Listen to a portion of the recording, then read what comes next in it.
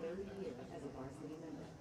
She has served as lieutenant and currently serves as lieutenant colonel. Majestic Senior, Bryn Holloran, is being escorted by her parents, Dina and Sean Holloran. This is Bryn's first year on varsity. Majestic Senior, Ryan Horn, is being escorted by her parents, Jay and Mariah Horn. This is Ryan's third year as a varsity member. She is currently serving as a lieutenant. Majestic Senior, Ellie Kaspersick, is being escorted by her parents, David and Kristen Kaspersick. This is Ellie's fourth year as a varsity member. She currently serves as recognition chair. Ellie is also a member of the varsity mixed choir. Majestic Senior, Lydia Kennard, is being escorted by her parents, Brandon and Christy Kennard. This is Lydia's third year as a varsity member. She has served as lieutenant and currently serves as colonel. Majestic Senior, Mia Platt, is being escorted by her parents, Richard and Annabelle Platt. This is Mia's second year as a varsity member. She currently serves as chaplain. Majestic Senior, Sierra Sanders, is being escorted by her parents, Stephen and Helena Sanders. This is Sierra's first year on varsity. Majestic Senior, McKenna Stevens, is being escorted by her parents, Joe and Angie Stevens. This is McKenna's third year as a varsity member.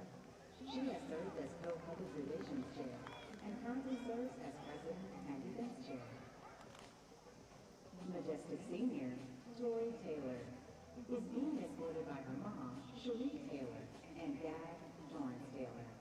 This is Tori's third year as a varsity member. She serves as co-vice president and her second term as team engagement chair. Tori also serves as a student athletic trainer. Majestic Senior, Jaya Taylor, is being escorted by her parents, Jonathan and Magdalene Taylor. This is Jaya's second year as a varsity member. Majestic Senior, Jaya Ufomadu, is being escorted by her parents, Chris and Akosia Ufomadu. This is Jada's third year as a varsity member. She has served as co-public relations chair and currently serves as co-vice president and public relations chair. Jada is also a member of the varsity mixed choir.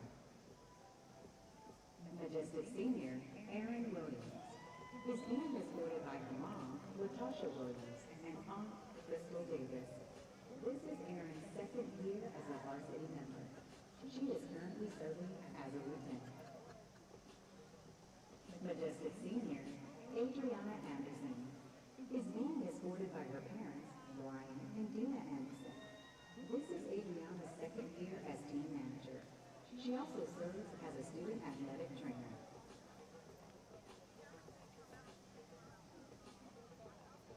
Sophia Abusego is being escorted by Mr. and Mrs. James and Irish Abusego.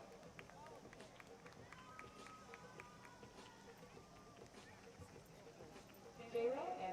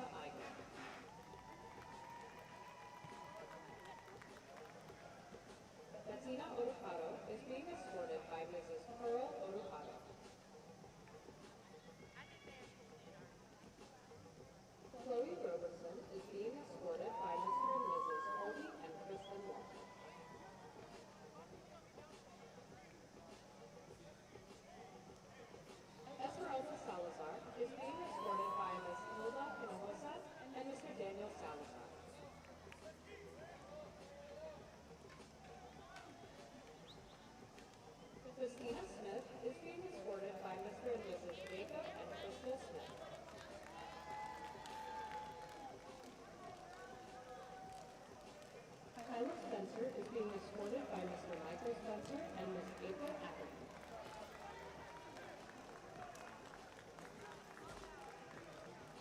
Asha Varghese is being escorted by Mr. and Mrs. Benson and Tina Varghese.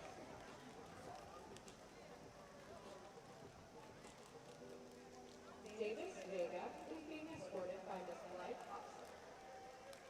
And now introducing the Manvel High School senior cheerleader. My name is Ethan Mao, and I am a first-year varsity cheerleader. Tonight, I'm being escorted by my mom, Ariel Mao, dad, Owen Mao, stepmom, Melania Mao, and my brother and sister, Nadia Nikki, and lastly, my best friend, Elizabeth.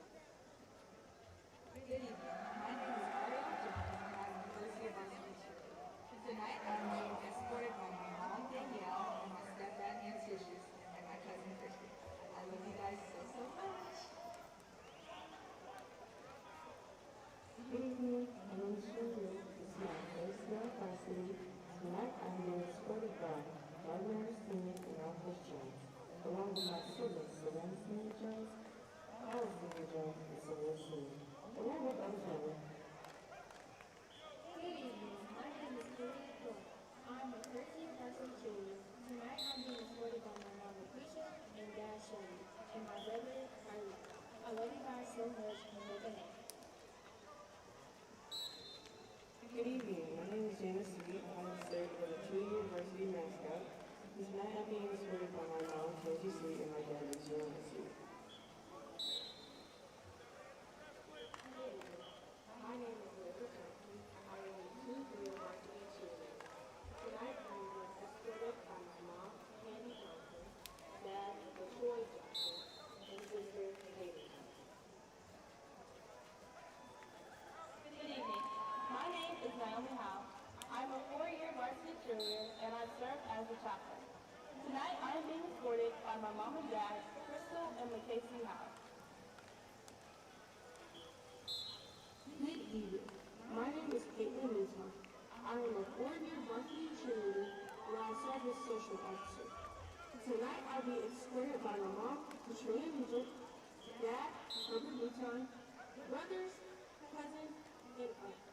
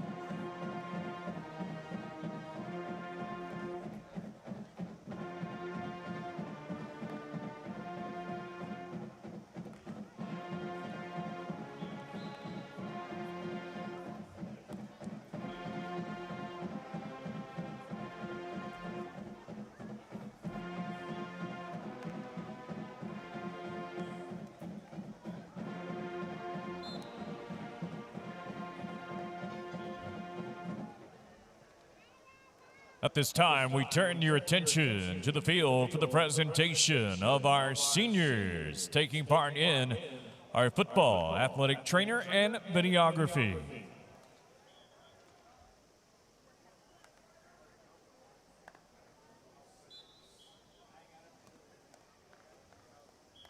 First, we have 0, Nicholas Kemp, escorted by Mr. and Mrs. Marcus and India Kemp. Number 3, Antoine Wilder, escorted by Gregory and Latasha Wilder. Number 4, Cam Renfro, escorted by Mr. Marcus and Mrs. Shaquita Renfro. Number 5, Eric Mosley, escorted by Mr. Eric Mosley Jr. and Mrs. Veronica Mosley. Number 6, Chris Collins Jr., escorted by Mrs. Erica Bass and Mr. Chris Collins Sr. Number 8, H.C. Johnson, escorted by Uncle Joshua Allen and Mom Daranique James. Number 11, Malachi Gardner, escorted by Mr. and Mrs. Tallman and Deborah Gardner. Number 13, Tony Edmondson, escorted by Monique Fletcher and Tony Edmondson.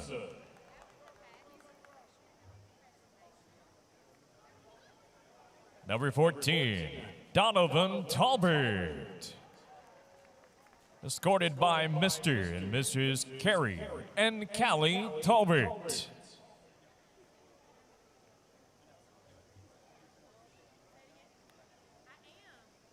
Number 15, Cameron Fitzgerald, escorted by Mr. and Mrs. Ray and Talisha Fitzgerald.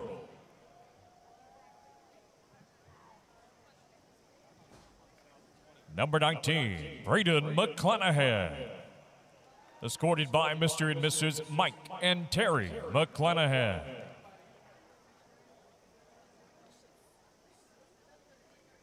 Number 22, Caden Lazard, escorted by Mr. and Mrs. Lyndon and Demisha Lazard.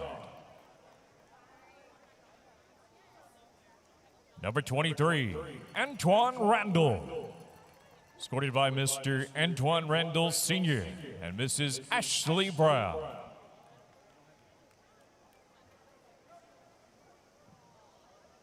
And we have twin brothers. Number 27, Elijah Phillips. And number 41, Alice Phillips, escorted by Mr. and Mrs. Benjamin and Latasha Phillips.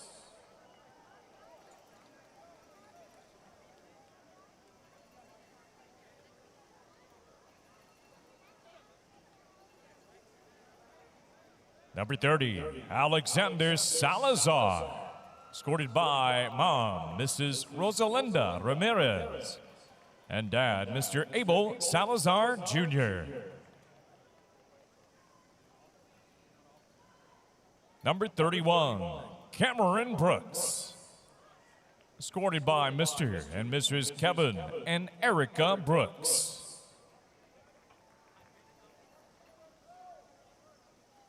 Number 32, Jordan McCullough, escorted by Miss Anitra McCullough.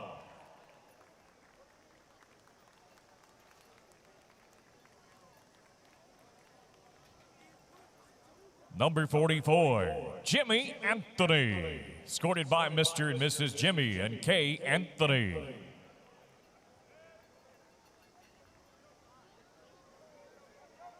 Number 45, Blake Wembley, escorted by LW and Mo.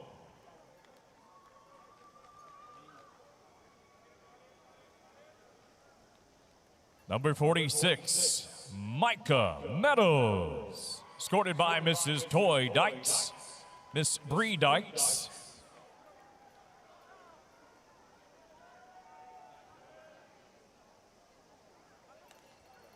Number 50, Donnell Williams, escorted by Mr. and Mrs. Donnell Sr. and Dominique Williams.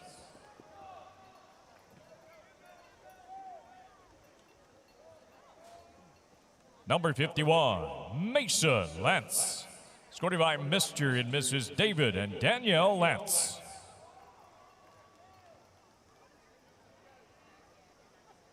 Number 54, Jalen Chase, escorted by Miss Fatima Chase.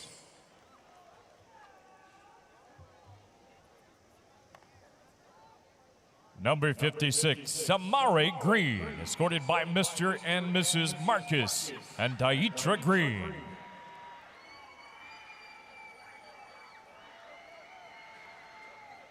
Number 60, Noah Cantu, escorted by Mr. and Mrs. Anthony and Saber Cantu.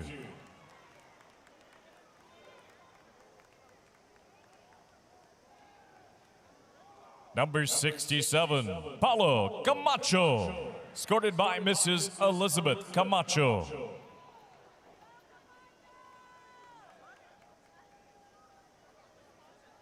Number 80, Will Terry, escorted by Mr. and Mrs. BJ and Shelly Terry. Number 91, Michael Bryant, escorted by Mr. and Mrs. Devante and Alyssa Freeman.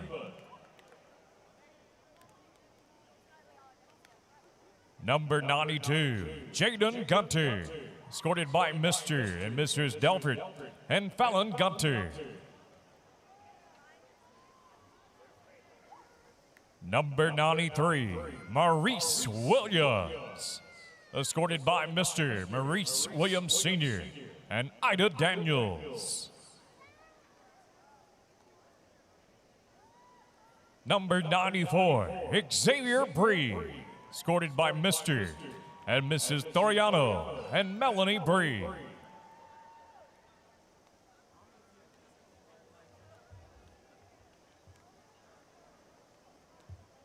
And now, athletic trainers. Mia Alcaraz, escorted by Mrs. Vanessa Romero and Juan Romero. Tori Taylor, escorted by Shri and Torrance Taylor.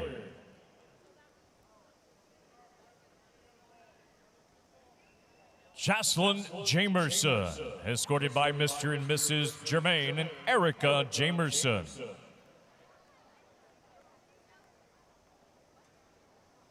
Ariana Kelly, escorted by Mr. Kelly and Miss Stewart. Continuing with our athletic trainers, Yenavit Garcia, escorted by Mr. and Mrs. Ramon and Teresa Garcia.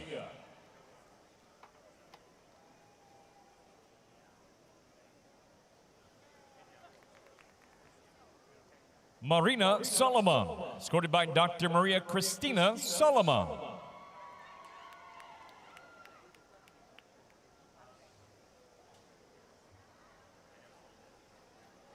Mayan Babers, escorted by Mr. and Mrs. Ryan and Byron Foster.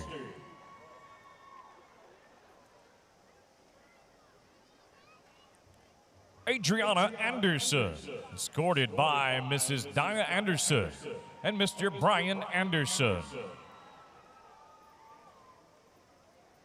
And videographer Chad Robertson, escorted by Mr. and Mrs. Adam and Melissa Sullivan.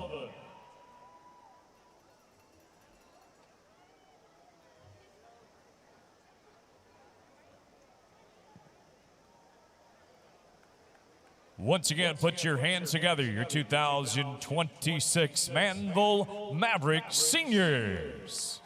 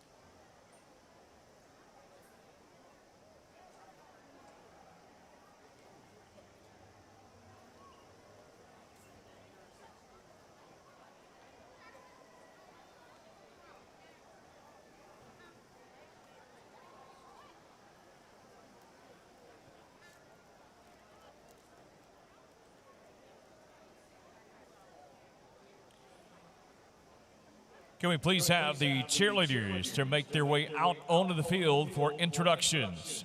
Cheerleaders, please enter the field for introductions. Thank you.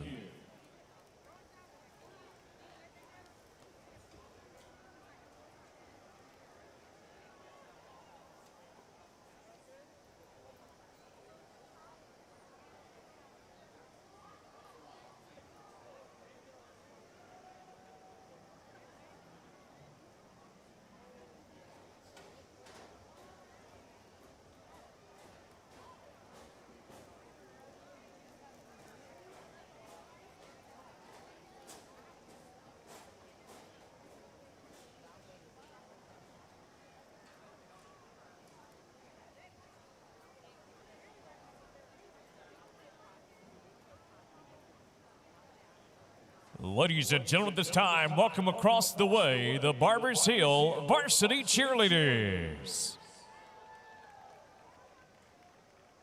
This summer, the Barbers Hill Varsity Cheerleaders were crowned camp champions and earned the prestigious Leadership Award given to just one team at the entire camp for their spirit, unity, and inspiration. And now, ladies and gentlemen, let's meet the 2025-26 Barbers Hill Varsity Cheerleaders. All-American Senior Captain, Kirsten Edmonston.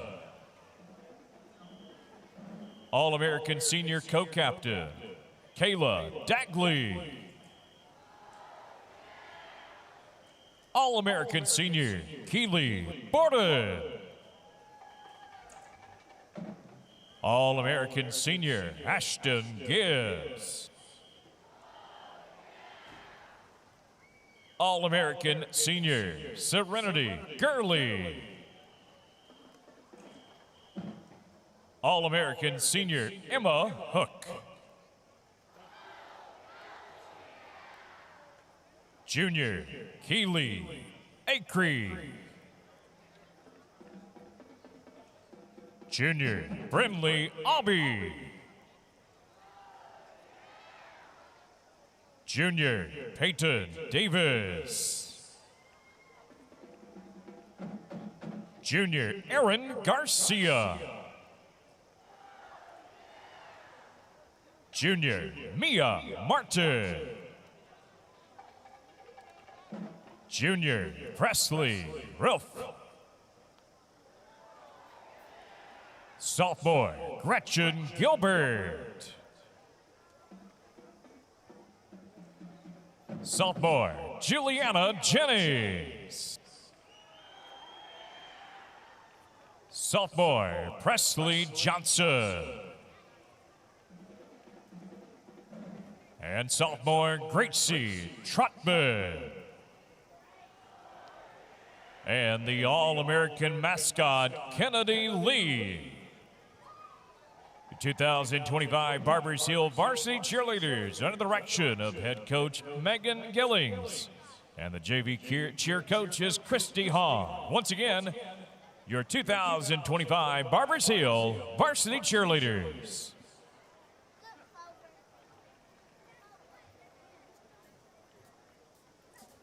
Good evening, ladies and gentlemen. Tonight we introduce our award-winning Manvel Maverick Varsity Cheerleaders under the direction of Stephanie Jones and Angel Davis. The Maverick Cheerleaders attended NCAA Cheer Camp this summer, where they received numerous accolades, including achieving 3 superior ratings for the cheer, chant, and dance.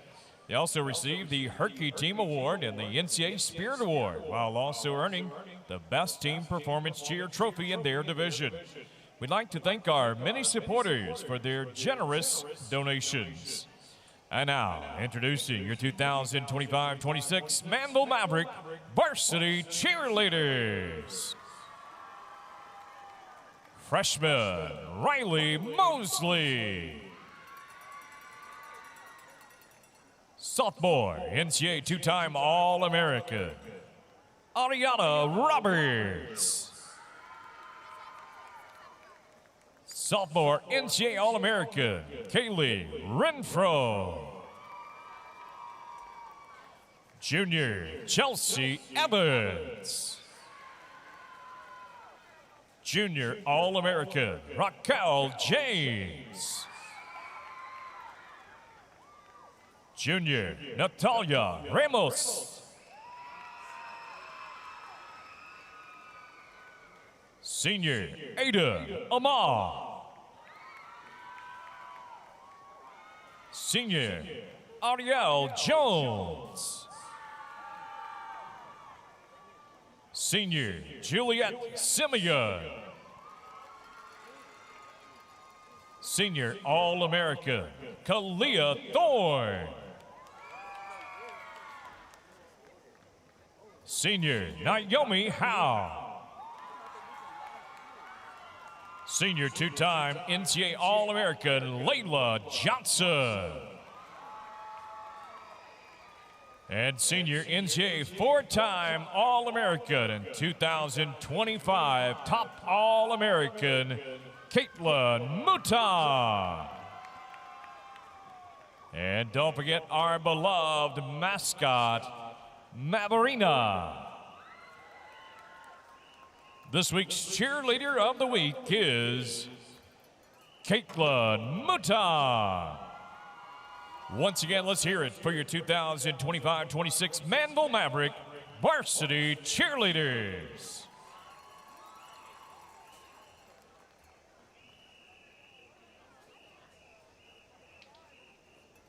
And now take a look at the video board as we present a special message from our Superintendent of Schools, Dr. Carol Nelson.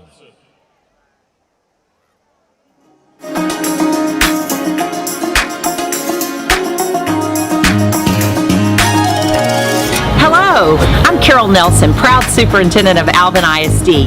Welcome to Freedom Field. For 100 years, Alvin ISD has built champions on the field, in the classroom, and in life.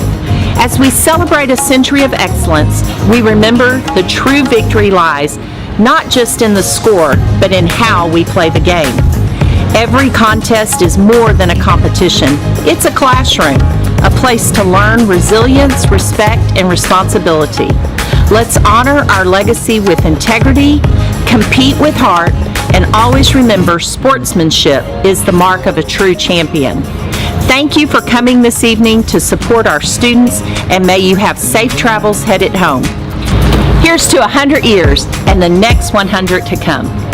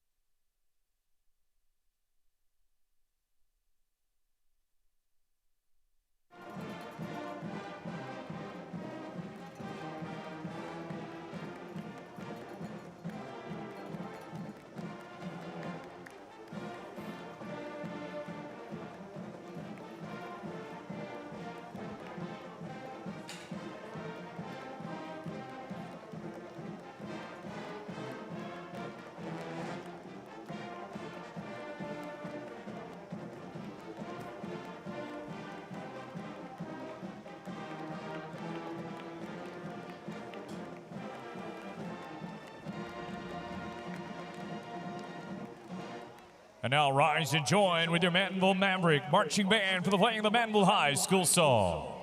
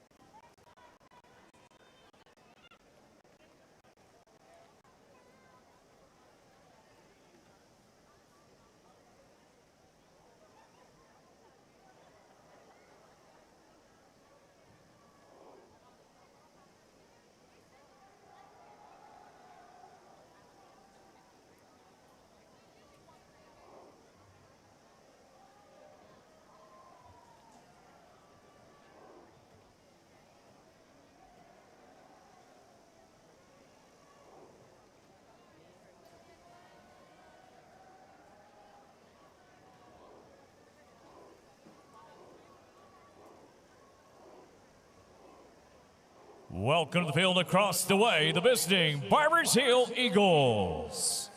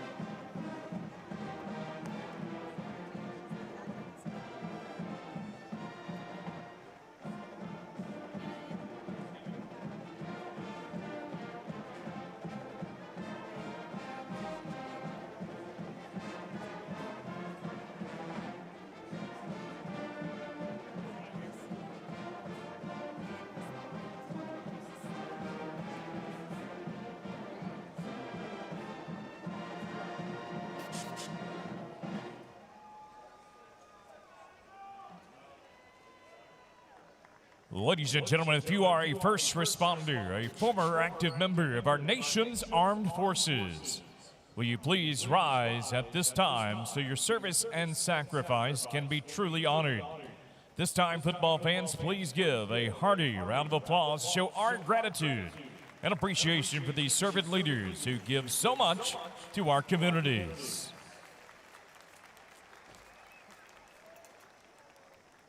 And now take a look at the video board for a special message from our student athletes.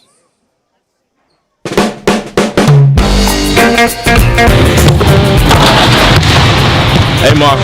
Hola, Papa. What's good, Mad friends? Okay.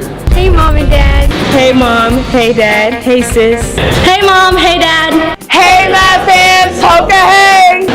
Okay. Hey, Dad. Hey, Dad. I've got something to say. Thank you for being here. Having you at the stand means the world to me, but I need to ask you something. This is important. I made a commitment to play the Texas way. I play with respect for others. I will not let my opponent become my enemy. I will not cheat or cut corners. I made a commitment to play the Texas way. That means I play with the control of self. I will slow my anger down and act based on my standards. I made a commitment to play the Texas way. I made a commitment to play the Texas way. That means I play with a spirit of competition. I will prepare myself inside and out. I will bounce back when I get knocked down. I will compete with a passion to be my absolute best. So my question for you is this. Will you commit to support me the Texas way? That means having my back. It means cheering loudly, but it doesn't mean putting other people down. It doesn't mean yelling at the ref. It doesn't mean letting your passion become a distraction. You say it. Coach says it too. It's about more than just me. It's about representing the name on the front of the jersey and the name on the back. It's not just about the scoreboard. It's about using sports to become the best that I can become. And remember, always have fun. I couldn't do it without you, and I wouldn't want to. I've made a commitment to the Texas way. Question is, will you make it with me? I've made a commitment to play the Texas way. Will you make it with me? I've made a commitment to the Texas way. Will you make it with me? I've made a commitment to the Texas way. Will you make it with me?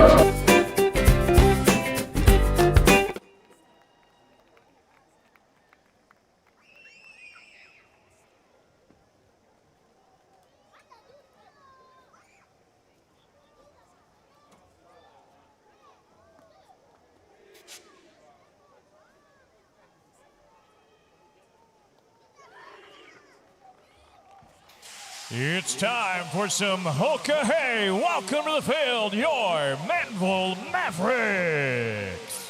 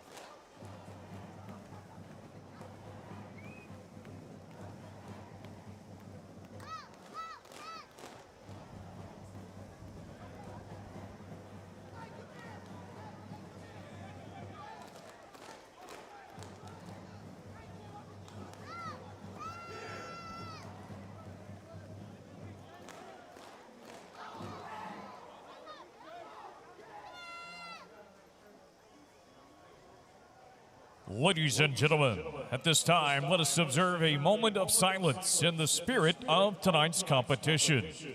This time, let us all remember and acknowledge the prevailing sense of fair play, along with the safety of all players, coaches, parents, officials, and spectators involved here tonight.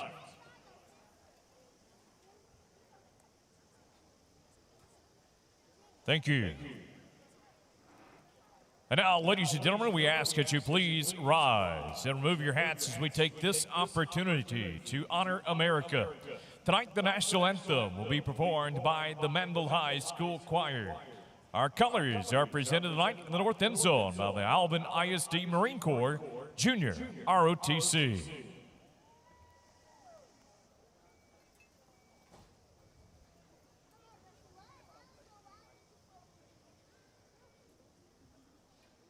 And now, your national anthem.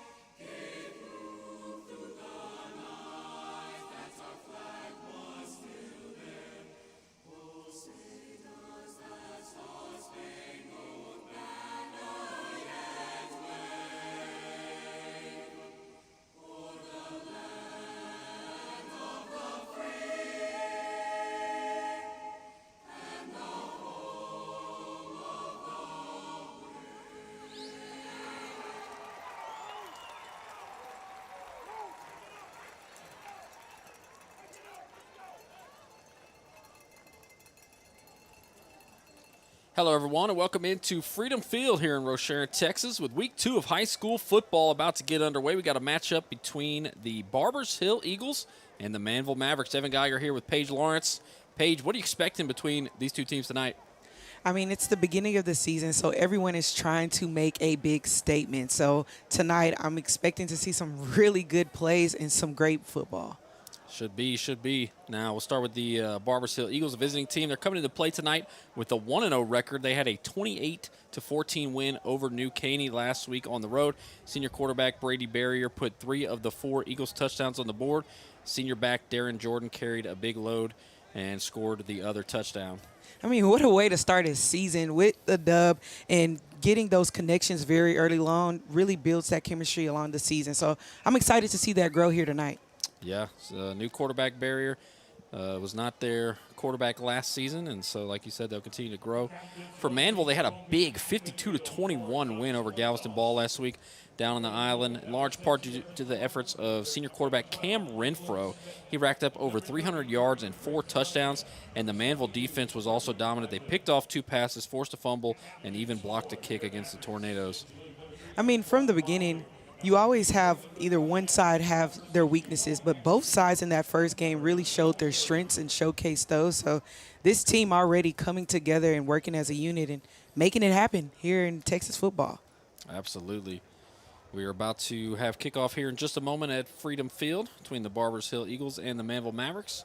The players are at the midfield mark for the coin toss. Looks like Manvel has Antoine Wilder, Braden McClanahan. I believe there's also Will Terry, the TCU commit, and Noah Cantu, the captains for Manvel. Barbers Hill sent out Darren Jordan, Dalen Smith, Briggs Cunningham, and there was one other name we missed, but about to get underway here. Barbers Hill will receive the opening kickoff from Manvel. It's a lot of people in the stands for a weekday game, too, right off of work. Thursday, 6:30, 30 minutes earlier than normal. Number 1, Cole Ackerman. Number 5, Chris Clark. Cole Ackerman and Chris Clark back to returns. You heard from Jonathan Sanford. He's the Rockets PA announcer and UT football. Great voice. Yeah, it carries. He has the perfect voice. Very good PA announcer. When you do it for one of just 30 NBA teams and one of the premier college football teams in the country, you're probably pretty good, and he is indeed. You'll hear his voice all night.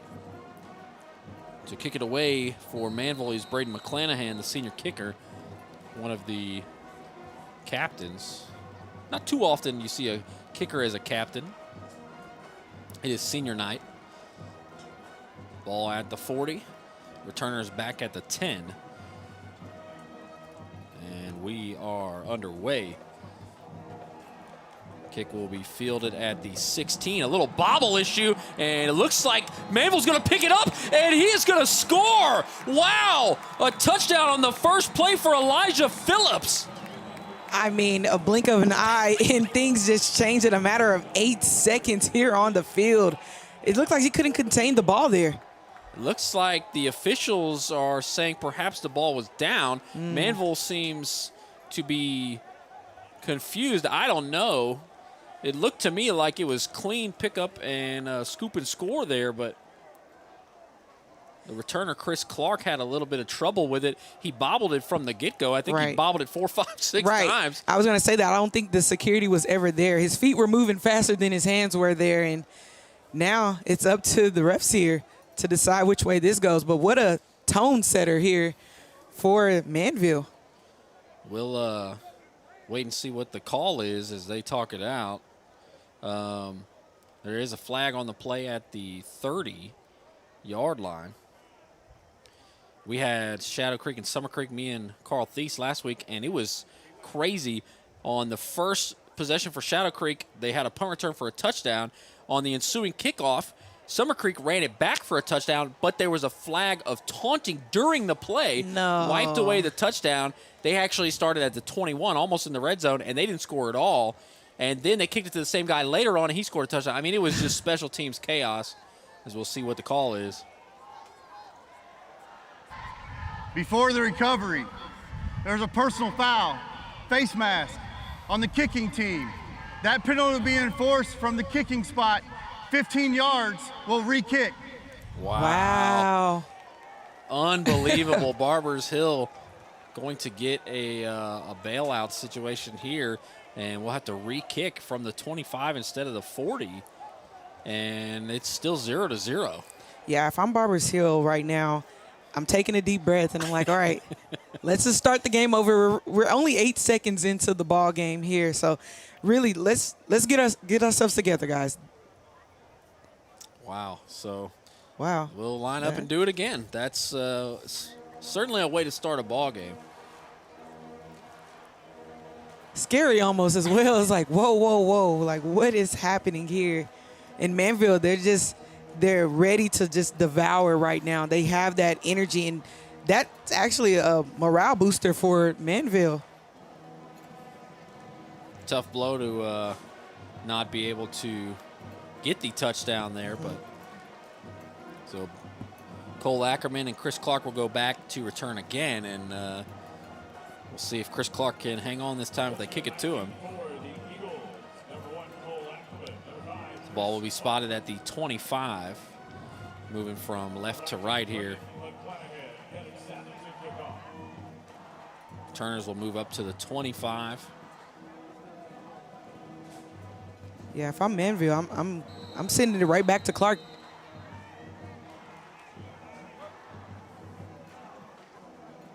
See what they do here is McClanahan will walk it off. 11:52 on the clock here in the first quarter, and McClanahan boots it deep. And no surprise, it goes to Clark at the 26. He's going to run forward. He's got it pretty securely, and he is going to be tripped up around midfield. So great starting field position for Barbers Hill, and that worked out beautifully for them. Yeah, that's more like it for Clark. Definitely a play that he needed to kind of redeem himself there. And now all things kind of settled as this Barbers Hill's offense gets an opportunity.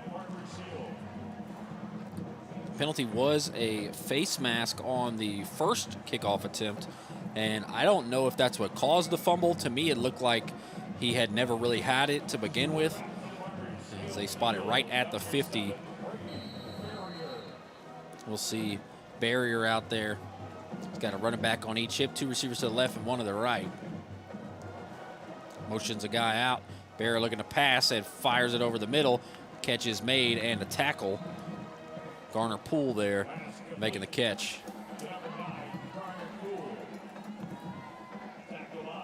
Be 2nd down and 4 from the 44 of Manvel.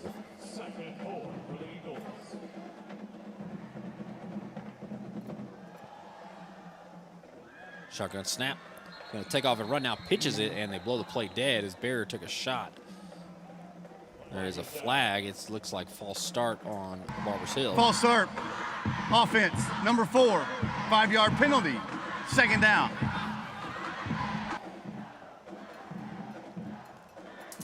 So those false starts, they really just kill a drive.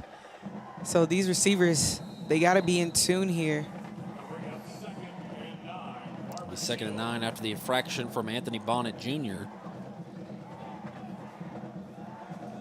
The back on the right hip is Jamal Jones. Trips to the right, and Barrier slings it into the flat. Catch is made, and right near the line of scrimmage, looks like maybe a yard. Once again goes to Garner Poole. Yeah, that was Carnell James. He was all over that one from the get-go. Not much going there for the Eagles. The Eagles actually won this game last year despite being a 5A team playing against a 6A team. Now trips to the left again. Barrier will fake the snap a couple of times and will now get a signal from the sideline. 3rd and 8, and Barrier looking to pass.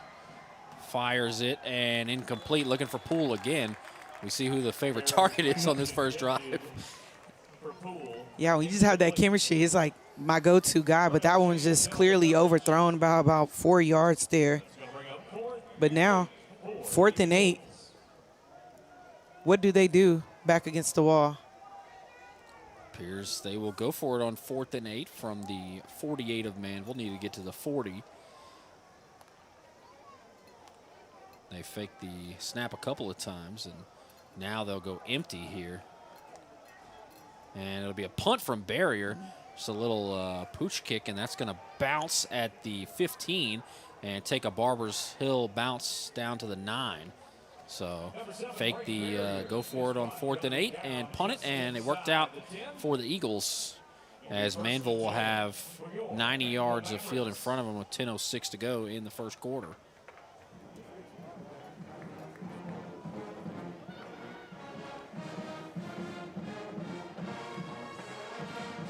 Great starting field position for Barbers Hill, but the Manvel defense only allowed 2 yards on that first drive, and now they'll take over.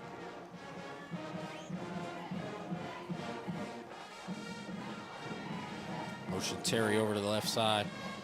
Shotgun snap and a handoff, and makes a man miss, and now dragged down at about the 19. Looks like that was Malone Hayes, the carry there. Manvel has a really good stable of running backs with Mosley and Malone Hayes, as well as Zayden Brown. Mosley was actually one of the best running backs for Iowa Colony last year, and he transferred over. You'll see him in the backfield now for Manvel, and we'll see a pass out there. Oh, a nice little move, and tackled at the 33. The catch made by Carter St. Junius. Nice drop back there. That's definitely something you got to keep in your back pocket there. Ball will be spotted at the, let's see where they put it. Looks like they moved it back to the 32. So 1st and 10 there. Motions a man over to the right side and just drops it in the flat for Mosley. Mosley cuts up field and picks up a couple. I mean, at some point his legs were in the air, and it's almost like Barbers Hill carried him to get an extra 2 yards there. Mosley picks up 5 on the play. Wasn't a whole lot there as he just kind of muscled his way forward. And Mosley was one of the best players for Iowa Colony last year. Had some injuries, I believe, in the playoffs, and they had that very deep run, and now he's with Manvel playing 6A football, looking to pass. and fires it deep and incomplete. They don't throw a flag. It looked like some hand fighting and jersey tugging, but yeah, no call.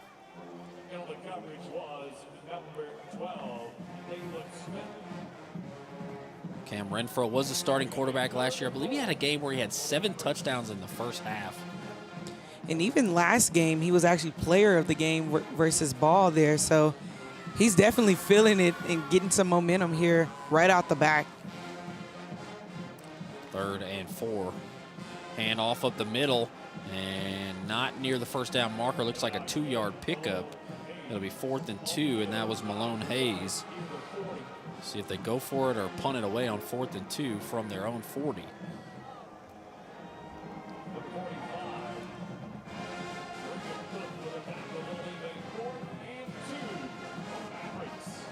Currently in formation to go for it. Renfro under center. Trying to get them to jump off sides. Didn't work.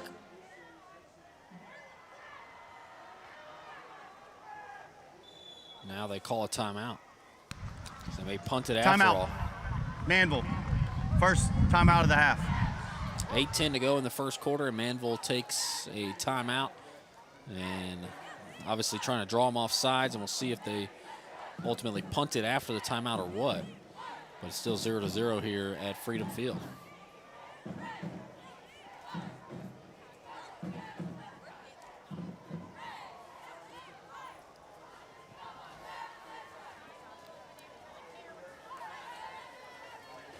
So in this situation, 4th and 2, if I'm the Eagles, this is an opportunity to really just get some energy flowing and get a big stop here on the line for a turnover. But if you're the Mavericks, this is an opportunity to utilize those receivers or even just see what the run game looks like here for this team.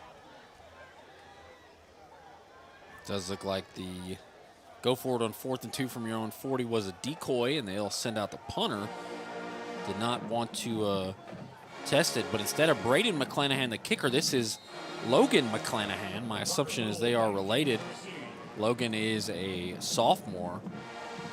The returner is back at the 24 for Barbers Hill, and Logan has a little trouble with it, but he punts it away anyway, and it's going to bounce at the 40 and take a Barbers Hill roll up to the 43 before it's downed by Jacob Jakes.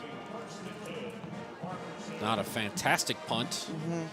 Only a net yardage of, 17 yards on the net punt there, but Barbers Hill didn't score from midfield, so maybe Manvel could stop them from their own 43.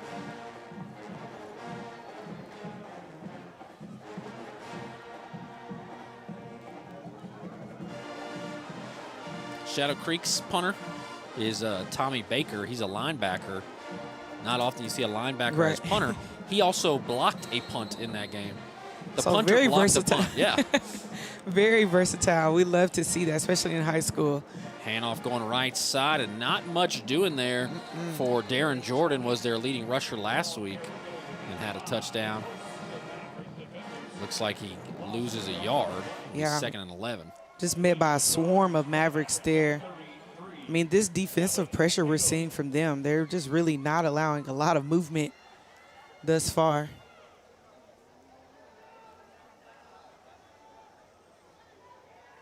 Trips to the left. And looking to pass his Barrier. Barrier gonna fire one deep, and he's gonna make the catch. The defender tripped, and it's a touchdown for Trip Davis. Wow. Barrier with a big touchdown pass of 58 yards to Trip Davis gets Barbers Hill on the board. I mean, way to go for Davis for sticking with it, because he could have went down. That was Emery Maxey on the coverage there.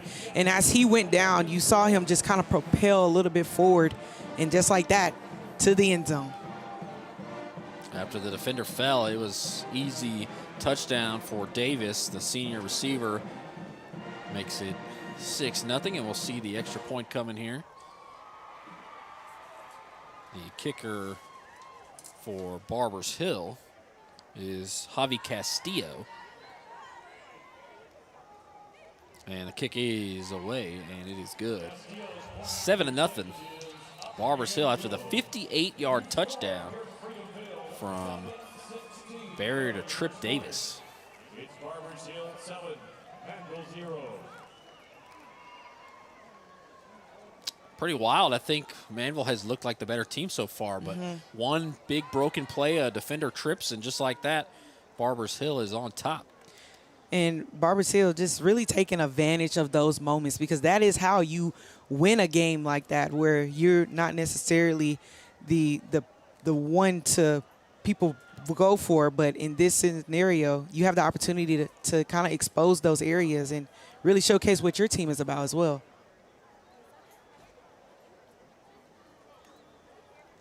From the stats that I saw, I don't know how accurate they are, because there was a lot of, it says the quarterback threw for 84 yards, but they have 200 receiving yards. I don't know how accurate the stats were, but it was only, from what I saw, Barrier only completed 6 of 15 passes for like 84 yards last week. That's what I saw on Max Preps. That could be completely inaccurate. I don't know. But to see a 58-yard pass already, and he's really thrown the ball. They only ran it once. Right. Maybe that's what practice was all about this week. Short kick up to the 22-yard line. And running forward, splitting a couple of guys and carrying some with him before he's finally pushed backwards at the 36. A nice-looking return there. As Eagle is losing his helmet there. The return from Donovan Tolbert, senior receiver, gets him up to the 37.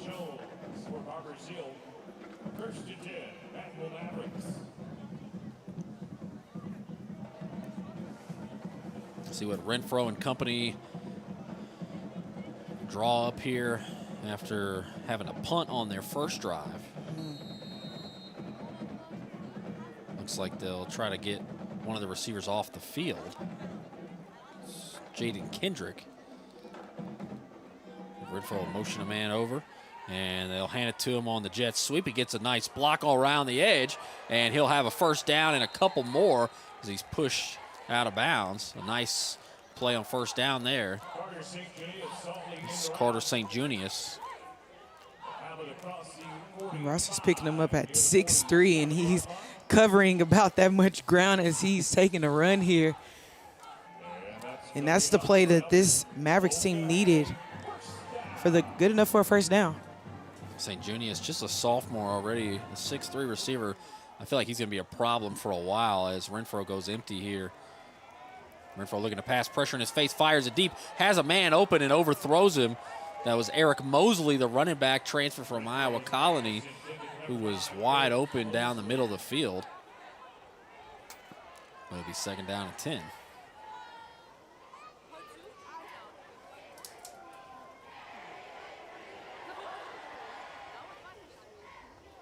This Manvel team has a couple of transfers from other Alvin ISD schools. Mosley, one of them.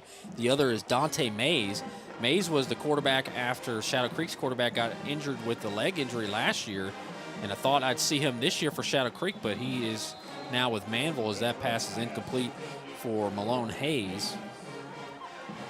And when you have a team that's full of like a lot of transfers, kids who didn't necessarily go to school together don't already have that chemistry, it's so unique to see what they can build in a season when they just all come together as one. So I'm excited to see what this Manvel team will carry here, especially in this matchup.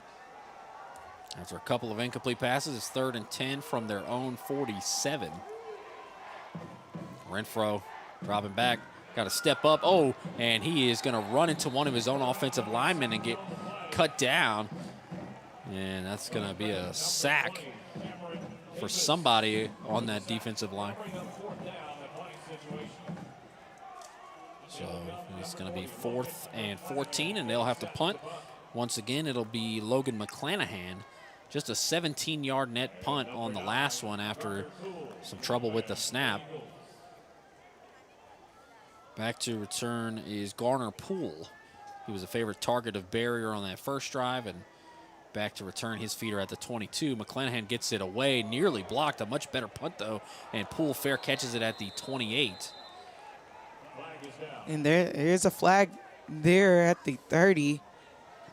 I wonder if it's going to be something involving the punter there or maybe a hold. So we'll see from the official here in just a moment.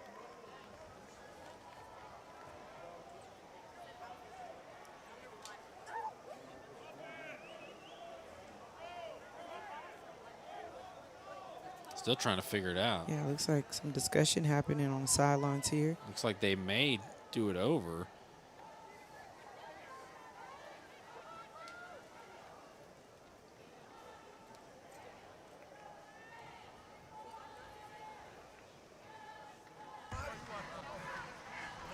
Running into the kicker on the defense. They elected to take that 5-yard penalty at the end of the kick. First down, Barbers Hill. Instead of the ball at the 28, it looks like they'll move them back to the 23, as you heard from the official there. 5 yards added to the end of the kick.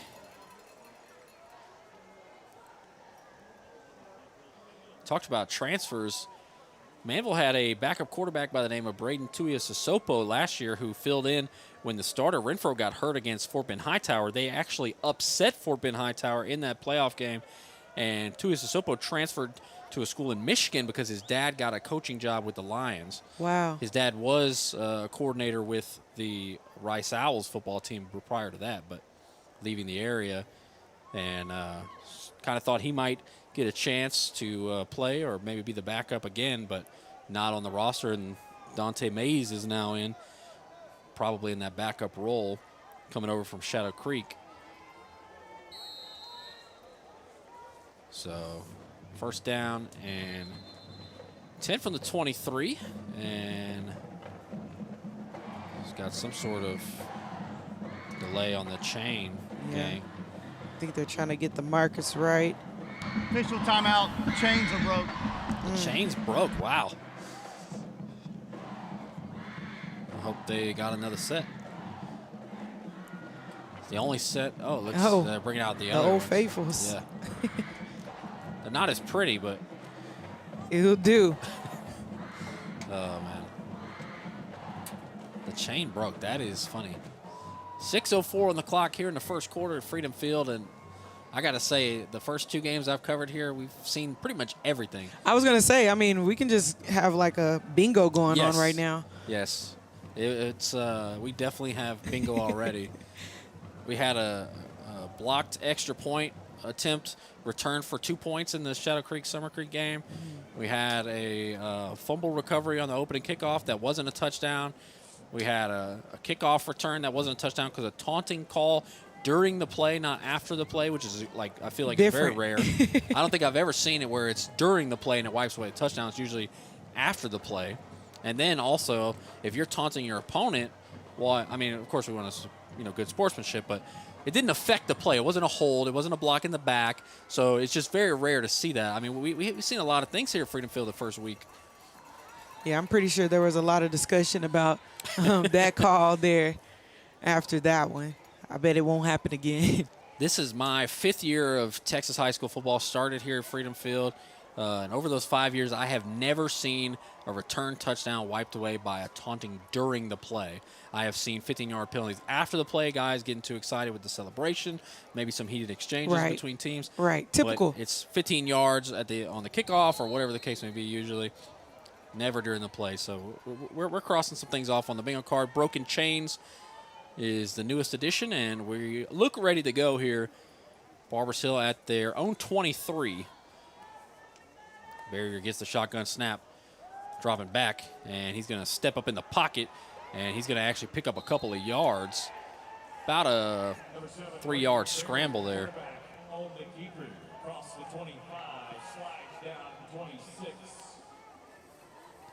Yeah, it looks like the receiver just couldn't get open there. So looking for Bonnet Jr., but just covered, double covered actually on that right side.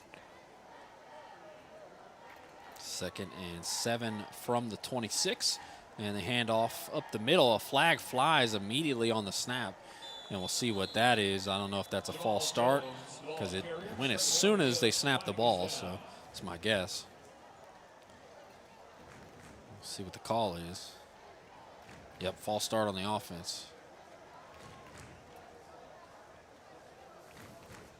I mean, that's going to be the second false start call here on Barbers Hill. So racking up some penalties. And we know those can really just set you apart in a ball game like this. They can have 20 false start calls, and it won't bother me after the game I had on Saturday. One of the HISD schools had just lost their head coach 2 days before the first game, man. And every other play was a false start. I think they false started at least 25 times. Illegal formation on the offense. 5 men in the backfield. Penalties declined. 3rd down. Wow. So the result of the play is actually accepted here by Manvel. They'll take it on 3rd and medium after they decline the penalty. 5 men in the backfield. Okay. Ball's at the 28, and they need to get to the 33.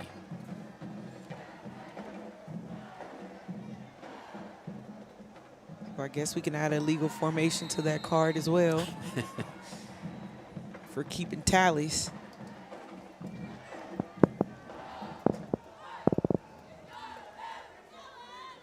Trips to the left.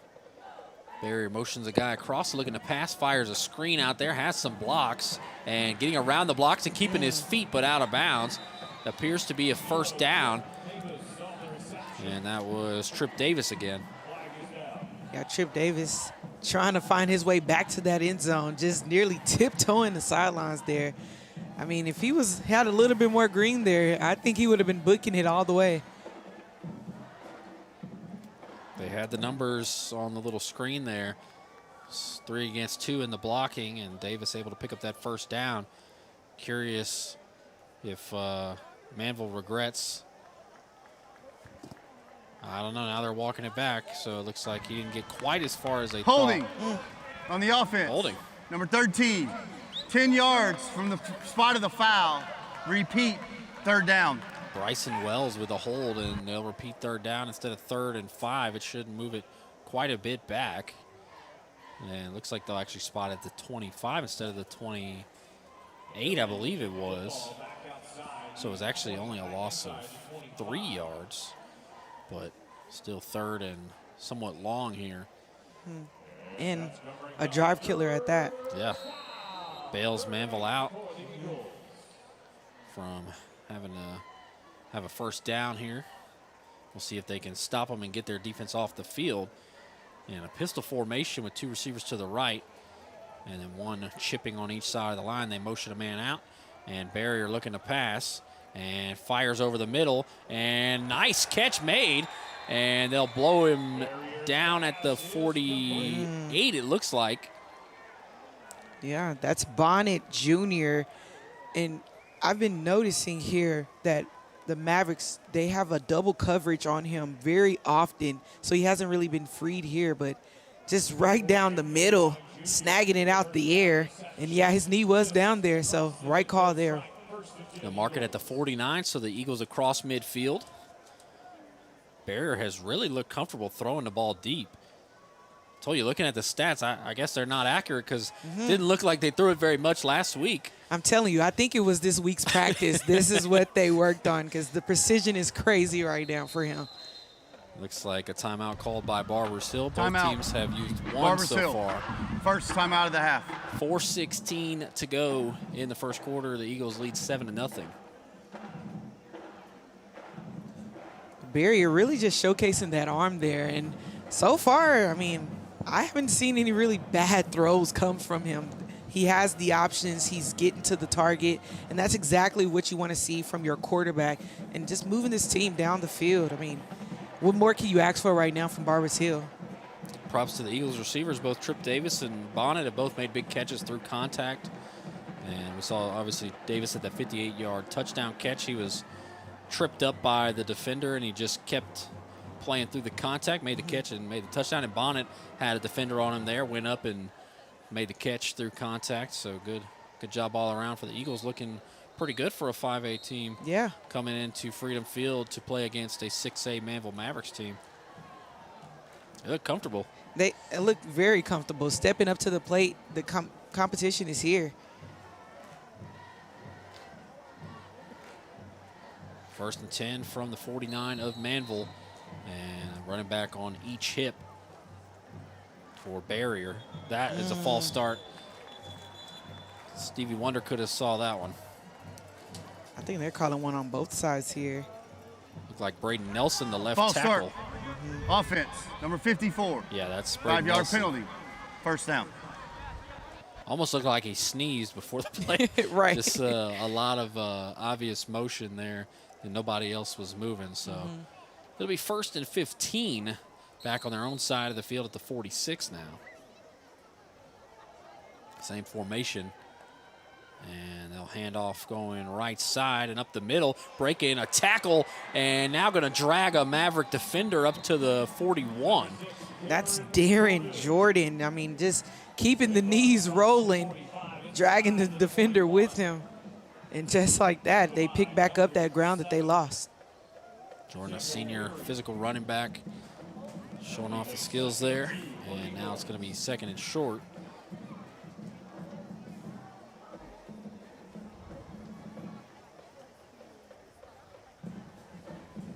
See what they have going here on 2nd and 2. Barrier fires right side, a screen. He's got a man open. It's Bonnet. Bonnet is tripped up from behind. Bonnie tried to tail away there, but just couldn't get those ankles up.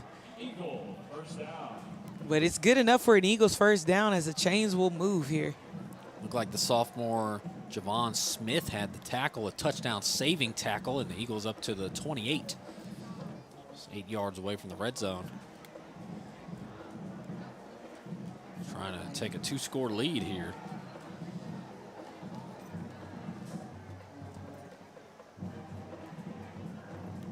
Shotgun snap and a handoff. No, he's going to pull it out and fire it out of bounds. Nobody there. Looks like ideally it was going to go to Bonnet there that was sitting right in the corner of that end zone, but just couldn't get the pass off the way that he intended it. But still opportunity here. This Barbers Hill team, it looks like they're gaining some confidence here against this Manvel team. Anytime I see a 5A, 6A matchup, it's almost like you just assume the 6A team is going to win, but that's not always the case. Right. At all, especially in Texas. And a handoff running up the middle. Looks like that's Jamal Jones. And I don't think he got a whole lot, maybe 3 yards.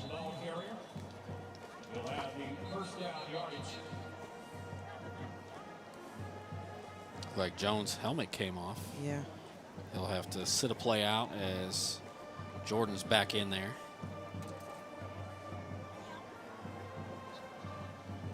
Stat sheet also had them using Spurlock in the last game. He's a freshman.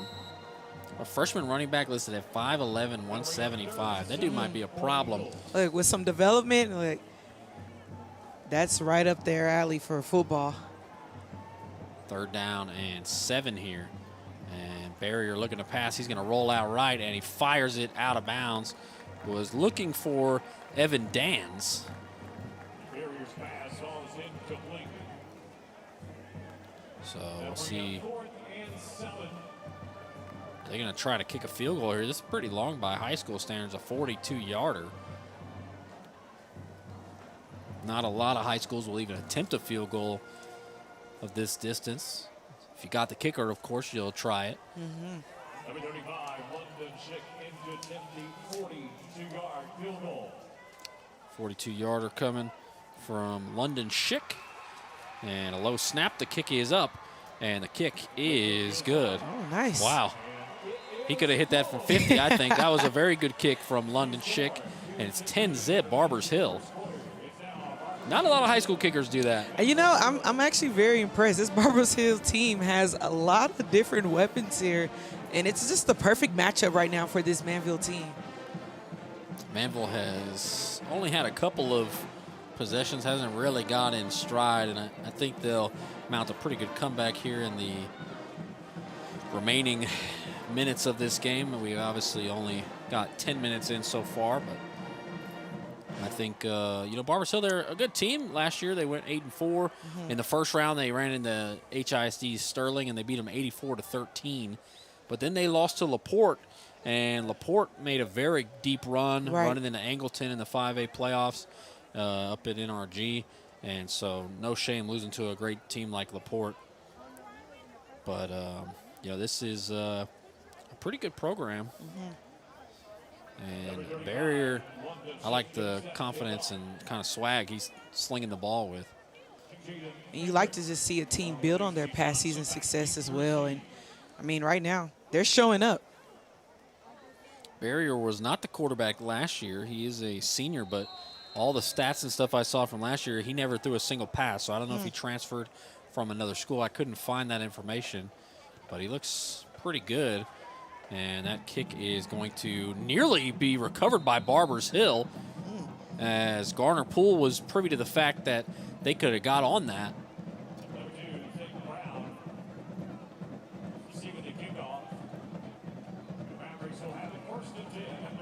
So a couple trick plays in that playbook over there.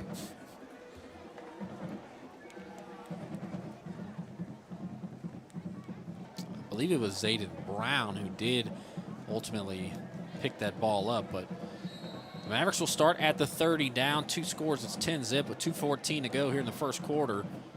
Renfro in the shotgun, and they'll hand off to Mosley. Mosley made a guy miss and keeps those legs moving, and a nice gain. And, you know, I think that the strength of this Manvel team, Renfro is a good quarterback, but I also think they have 3 running backs who are very capable. Give them opportunities to, you know, make some plays, and I think they will. Brings up 2nd and 3. 2nd and 3 as they put it at the 37. Now Renfro will check with the sideline. Brown is just behind the line, and it looks like Mosley is on the right hip of Renfro. Now looking to pass Renfro, pressure from behind, he doesn't see it, and nearly picked, and Mosley almost caught it off the deflection. Renfro got walloped from behind, and then he almost threw an interception to Tate Hollingsworth, who couldn't hang on, and then Mosley almost caught it off the deflection. Yeah, that was just some pure panic we saw there. I don't think he was prepared to see the Eagles just kind of swarm around him right there, and what a dangerous play almost. If that throw wouldn't have been so high, I think Hollingsworth has a pick 6. And then the fact that Mosley almost caught it, I think it would have been a loss, so probably a good thing he didn't catch it. Renfro looking to pass now, and he zips it in there. Just a little curl route there, enough for a first down. That's Dante Mays. Mays was the backup quarterback at Shadow Creek last year we talked about, and he's in the game as a receiver. Knew he was a good athlete, but I wasn't that familiar with this game as a receiver, so interesting to see that. And often you'll see that too, quarterbacks to receiver. You'll see that from high school to college. This time they go to Mays on the jet sweep, and he gets hit behind the line. Tackle for a loss there. Yeah, that was Tate Hollingsworth making a huge stop for this Eagles team, and that's the kind of stop that you need when it's that 3rd and 8 situation.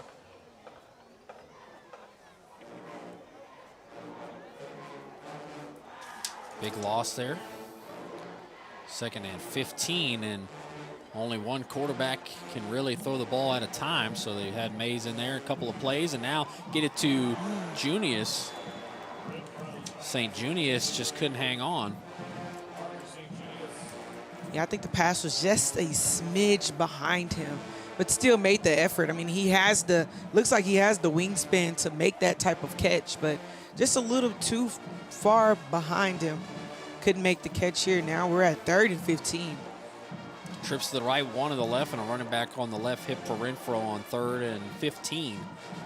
Little pressure coming. He fires, and nobody there. Mays was the intended receiver. And now they'll have to punt. So just a little bit of discombobulation for the Mavericks offensively. Haven't really been able to get that momentum going. And they'll have to punt again, this time from their own 43. Yeah. Garner Poole will be back to return at the 23.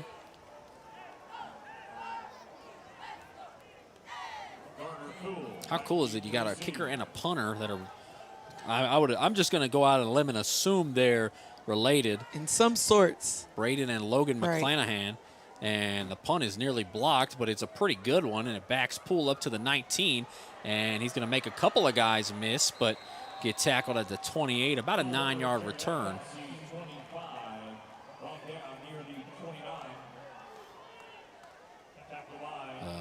Much better punt than McClanahan's first.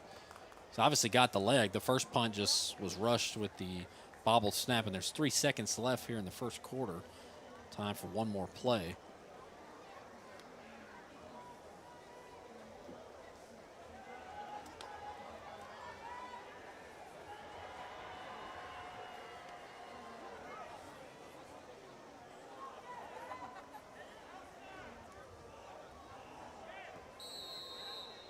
Play clock will start. Barrier in the shotgun. He's got a tight formation here. Motion a guy over, and they'll hand it to him on the jet sweep.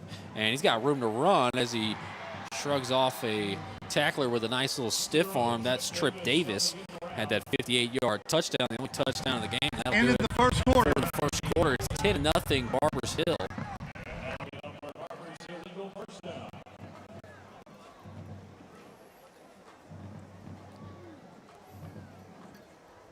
Yeah, Trip Davis, he takes the tiptoe on that sideline every time. And if he just had just a little bit more room, I think it would be in game. He has a lot of speed in his tank. For sure. For sure. You saw Davis with that speed to get in the behind the secondary and get that 58-yard touchdown, and a couple of other plays on the sideline where just couldn't really keep his balance between the green and the white. Ended up going out of bounds with a lot of grass in front of him. If he just cuts like 1 second earlier, he can get to that mark. Go down as a gain of 11 on that end around, and we'll have the start of the second quarter here in just a moment.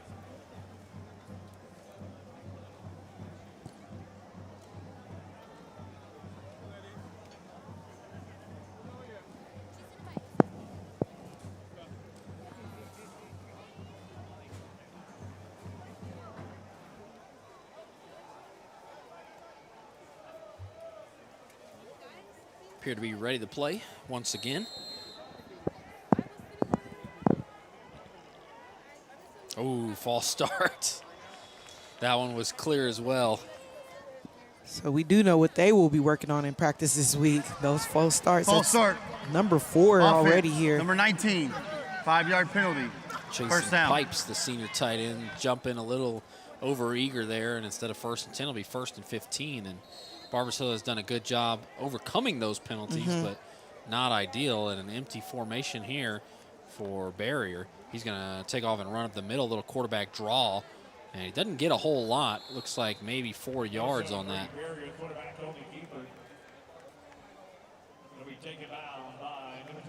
And that's not really something we've seen from him all night here. He's really been sorting to the pass game here, so a little different technique. Maybe just trying it all out here against this Manvel team to see what gives. Hadn't run the ball a lot as a whole, and they've lined up in a couple of empty sets. Once again here, they'll motion a man over, and Barrier looking to pass, looking deep with a pump fake, has a man wide open, and he completes it to Bonnet Jr., and a big gain all the way down to about the 16 or 15. Big play there. Yeah, that's a dangerous duo right now for this Manvel team. They just can't be stopped as they just will move the markers all the way down to the field. But, man, what a pass. 45 yards on the pass to Bonnet Jr. Anthony Bonnet Jr., 6'2", 190 junior receiver. Him and Trip Davis look like a pretty good combo, and then Garner Poole was clearly the favorite target on the first drive, so they got a pretty good three-headed monster at receiver. And now a ball in the end zone to Garner Poole. We just talked about him, his rapport with Barrier, and they scored a touchdown, and Barbers Hill is pouring it on. It's 16-0 here at the start of the second quarter. I mean, you might as well just call it a trifecta at this point because these guys are right on the money. The precision is just out of this world right now. This Manvel team can't stop it. Manvel defense reeling a bit A lot of pump fakes, a lot of misdirection. The Eagles offense is operating very smoothly, and now they're going to attempt a two-point conversion. It looks like they get in. Wow. What did we just see there? As that was Carson Hahn running it in for 2 points. It's 18-0. I mean, but what an effort we're seeing from Barbers Hill right now. The receiver core is on. Quarterback is precise as he can be. And right now, when you just get that confidence, this team is just rolling with it right now. That was Hahn on that two-point conversion. The note I have on Hahn, last year he had 159 tackles. He's a linebacker. Getting 2 points on the board there, but 159 tackles is quite a bit. Right. For a team that played 12 games. Right. It's relatively easy math. In a regular calendar year. Yeah. Wow. A lot of tackles. 18-0, and kind of a opening punch in the mouth here from Barbers Hill to Manvel, and we'll see if they're able to respond. The defense, I feel, has really got to kind of figure out some of these misdirections and pump fakes, and they've had so many guys open behind the secondary. Poole on that touchdown, the big completion to Bonnet Jr., the touchdown to Trip Davis. A lot of burnt DBs. And the thing about it, I can't really tell you what is going wrong for this Manvel Mavericks team. Like, I don't know why they can't gain that momentum. They gain it, but they can't roll with it. And you're seeing that on the opposite side of the ball here. So let's see how they respond. Kick is a short one, and it's going to be fair caught at the 40. And that was Zayden Brown, just barely able to get there and make that fair catch, but good starting field position for Manvel. Obviously, Barbers Hill doesn't want to risk a deep kickoff and some, a full head of steam for these talented skill position players for Manvel. Manvel has a lot of athleticism. Just yet to really break anything open here. Yeah, if I'm Manvel, I'm scratching my head and like, okay, guys, let's go back to the drawing board and let's figure out what we can do here. Let's get back to us and our foundation. Renfro in the shotgun. And he's going to keep it himself, and he fires it out to St. Junius, and Junius makes a man miss. St. Junius now with some open field, and now he's tracked down at about the 22, and that's the best play they've had for Carter St. Junius. I'm telling you, Paige, I think this kid, he is a sophomore at 6'3", 180. This kid is going to be special. I'm telling you, I can see it. He has the physique. He has the confidence, it seems as if. Just feed him the ball, and I think we're going to see some more big plays from him tonight. 1st and 10 from the 22 of Barbers Hill. And it's going to be a handoff. No, he's going to pull it out and throw it again. And a one-handed catch there from Malone Hayes. And he's tackled at about the 4. As he just had to corral that one. Pretty sure that was a one-handed catch. Yeah. See this replay. Little fake handoff. And yeah, I'll just take that. I just need one hand. 1st and goal from the 4, hand off to Malone Hayes, and he is in, untouched. He actually trucks his own man. He gets a touchdown. It's 18-6, and Malone Hayes was fired up and ready to hit somebody, but nobody ever showed up. The only man in the hole was Noah Cantu, one of the team captains tonight, out for the coin toss, and he just took a shot from his buddy. But it's 18-6. Manvel's on the board, and a quick strike drive there for the Mavericks. Here is Logan McClanahan. And the kick is good. 18-7. Look at Malone Hayes just untouched and just bowls over Cantu. Just in the way there. But everyone's just excited. I mean, this Manvel team, something finally clicked for them as they found their way into the end zone. And now I think that's exactly what they needed to get things rolling. A late start for them, but I think it's enough to rile up some competitiveness against this Barbers Hill team. I agree. 100%. I think this Manvel team has been kind of a sleeping giant here in the first quarter or so, but they have too much talent. You saw Carter St. Junius, Malone Hayes making a one-handed catch. They reward him with the touchdown as the blocking held up and he was untouched in the end zone. You knew it was coming. At some point, Manvel had to figured out, at least on offense. Now it remains to be seen, can they kind of get a better, idea of what this Barbers Hill team is doing and put a stop to it, because they have looked great on offense. And I wonder if that's going to be their recipe here for the rest of the game. I mean, St. Junius, he's looked good as we've seen him here tonight, and then just backdooring there with Mosley. This team, they may have something, but right now, this Barbers Hill team, they also have something. So it's good to see these duke it out here on the field. I'd be interested to see if Barbers Hill has anybody who can cover St. Junius if they continue to go to them, and the running backs obviously are a big part of this offense, some talented players. Turn starts at the 5-yard line and just rocked. What a shot there as Chris Clark got drilled by Chris Collins. Some CC on CC crime there as Collins absolutely brought the wood. Yeah, Collins feeling that hit. I mean, it was just an automatic boom right out of the back. I mean, he just comes flying right in. Man, Collins just brought it to Clark there. Clark was looking to pick up a head of steam and get downfield, and Collins, the senior defensive back, with a big hit. Barbers Hill starts at their own 22-yard line. 9:46 to go in the second quarter, 18-7. Barbers Hill leads after their last touchdown and 2-point conversion. And now an option play. Oh, dangerous, but Jamal James able to reel in the pitch with one hand. And a 1-yard gain after all that. Jamal Jones, the senior running back.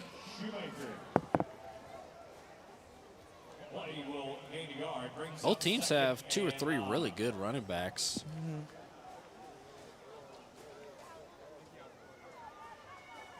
Darren Jordan is in there as well with Jamal Jones. 2nd and 9, they motion Jones out and throws it right to Garner Poole. Garner Poole tackled around the 29, and that should be a first down.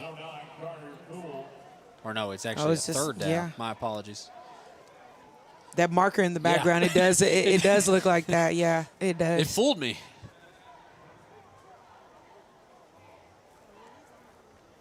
So 3rd down and about 3.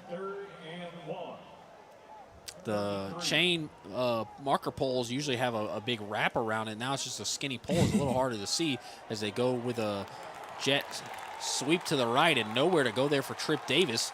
The Mavericks defense closes the door on that play, and it looks like it was Kevin Tatum making the stop. Now the Eagles will have to punt.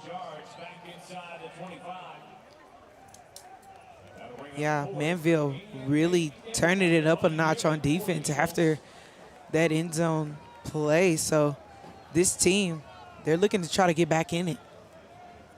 Manvel will send 2 returners back. Appears to be Carnell James and maybe Zayden Brown. I'm trying to see who the number is of this other returner.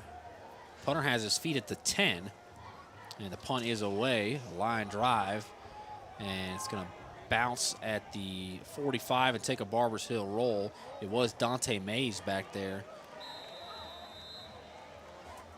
Mays listed as a quarterback, but obviously playing receiver with Renfro, the starter, at quarterback.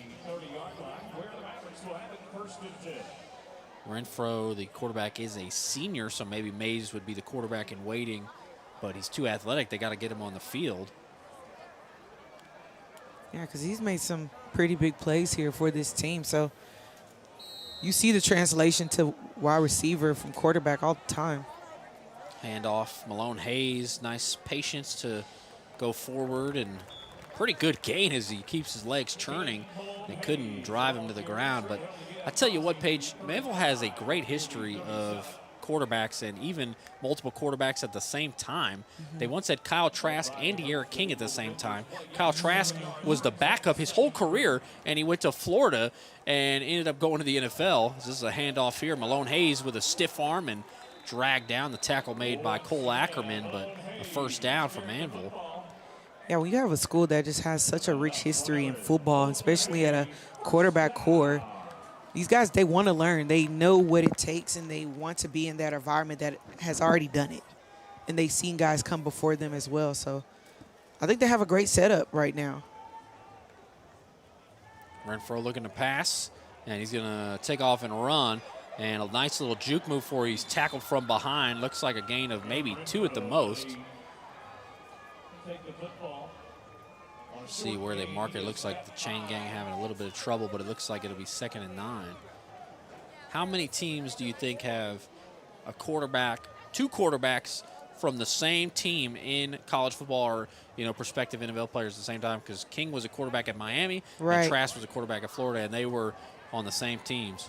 I mean, I'm pretty sure with Texas football, there's definitely a couple guys out there, as the talent it's all out there. But I'm pretty sure there may be not many, but there's probably 1 or 2. Ankle tackle there by Andrew Burns, the senior linebacker, and it's no gain for Manvel. But Trask was the backup all that time. From everybody that I've talked to, Manvel was so good. He got so many reps as a backup that Florida was interested. He had a good stat line already. That's crazy. Low snap to Renfro, and he's going to try to dance around, and, man, he is elusive. Now he throws it, has a man open, and overthrows the receiver as he was looking for Jaden Kendrick, but Renfro was doing a lot of dancing around. And now it's going to be 4th and 9, and Manvel will have to punt. Yeah, I think at that stage, just a little bit of some fatigueness trying to get away from these Barbers Hill guys and overthrown, and that takes them right out of the drive. If Renfro completes that pass, that is a heck of an effort, because he made about 6 guys miss, and every time you thought he was going to go down, he just kept it going. I don't think they could tackle him in a phone booth right now with the way he's moving. Quick feet, got to keep him moving. McClanahan has his feet at the 32. The returner's back at the 20. That's probably Poole. A high, deep punt, a really good punt. And Poole will fair catch it at the 12. He has a little trouble with it, but hangs on. Nice punt there. Actually mark it at the 13. So 1st and 10 from the 13, 5:19 to go. Barbers Hill still leading 18-7. I bet it feels a lot better on that field right now than it did earlier. Ooh, it was hot. Ooh, when the sun is out, I'm inside at this stage still, and it's September. But right now, I'm almost certain that this is perfect football weather outside right now. Pretty nice, a pretty night, beautiful night. Yeah. Here in Rocheron. Man, I got in my car to head over here, and it said 104 degrees. I said, is it in September? But it's Houston. Shotgun snap, and he pulls it out and fires it. Oh, and incomplete as he drops it. Intended receiver was Davis, and he started running for it. He made the catch, and should be 2nd and 10. Intended for Davis. Brings up 2nd and 10.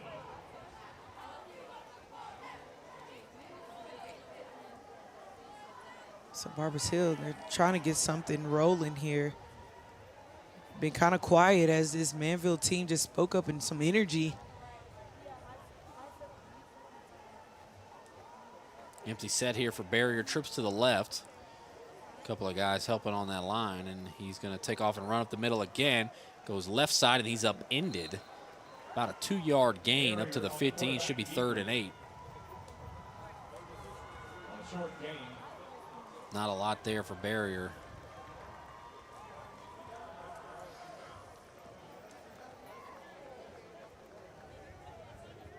Bring up 3rd and 8 for the Eagles. Darren Jordan going to be in the backfield with Barrier on this 3rd and long, and Manvel could really use a stop here to try to get it a little closer before halftime. Tight formation, and fakes the handoff, looking to pass, fires it, and hits his man.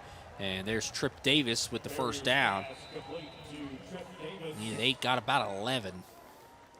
Yeah, Davis, he can just find his way to an open spot here as that duo just tries to get aligned, but just right down the middle. Good enough for a 1st down. Manvel has left some openings in the middle of the field, as Barrier has pretty much thrown most of his passes down the field up the middle. And now he swings one out to the side, and not a whole lot doing, but gain of maybe 4 there for Bryson Wells. He'll get more than 4. Got a little more on that than I thought. Gain of 6. Ball at the 33. Barbers Hill taking a little bit of time here, maybe not trying to allow Manvel much time to do anything in retaliation after this drive.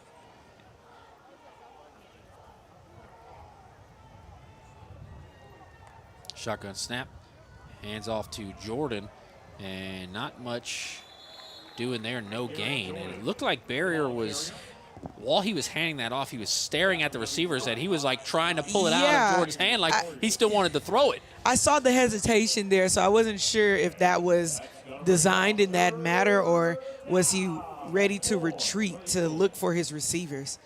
I think Barrier always wants to throw it, and any play might be an RPO for the Barbers Hill Eagles. I think Barrier is truly a quarterback who likes to sling the rock. And we'll see 3rd and 4 here. Need to get to the 37 for a first down. And, oof, that did not look like the way the play was supposed to work, but he picks up a first down. There is a flag. There was clearly a miscommunication on that, but Barrier had the wherewithal to take it forward and pick up the first down. Just false start, I believe, is going to be the call, and I think he barely missed a hit that was intended for him.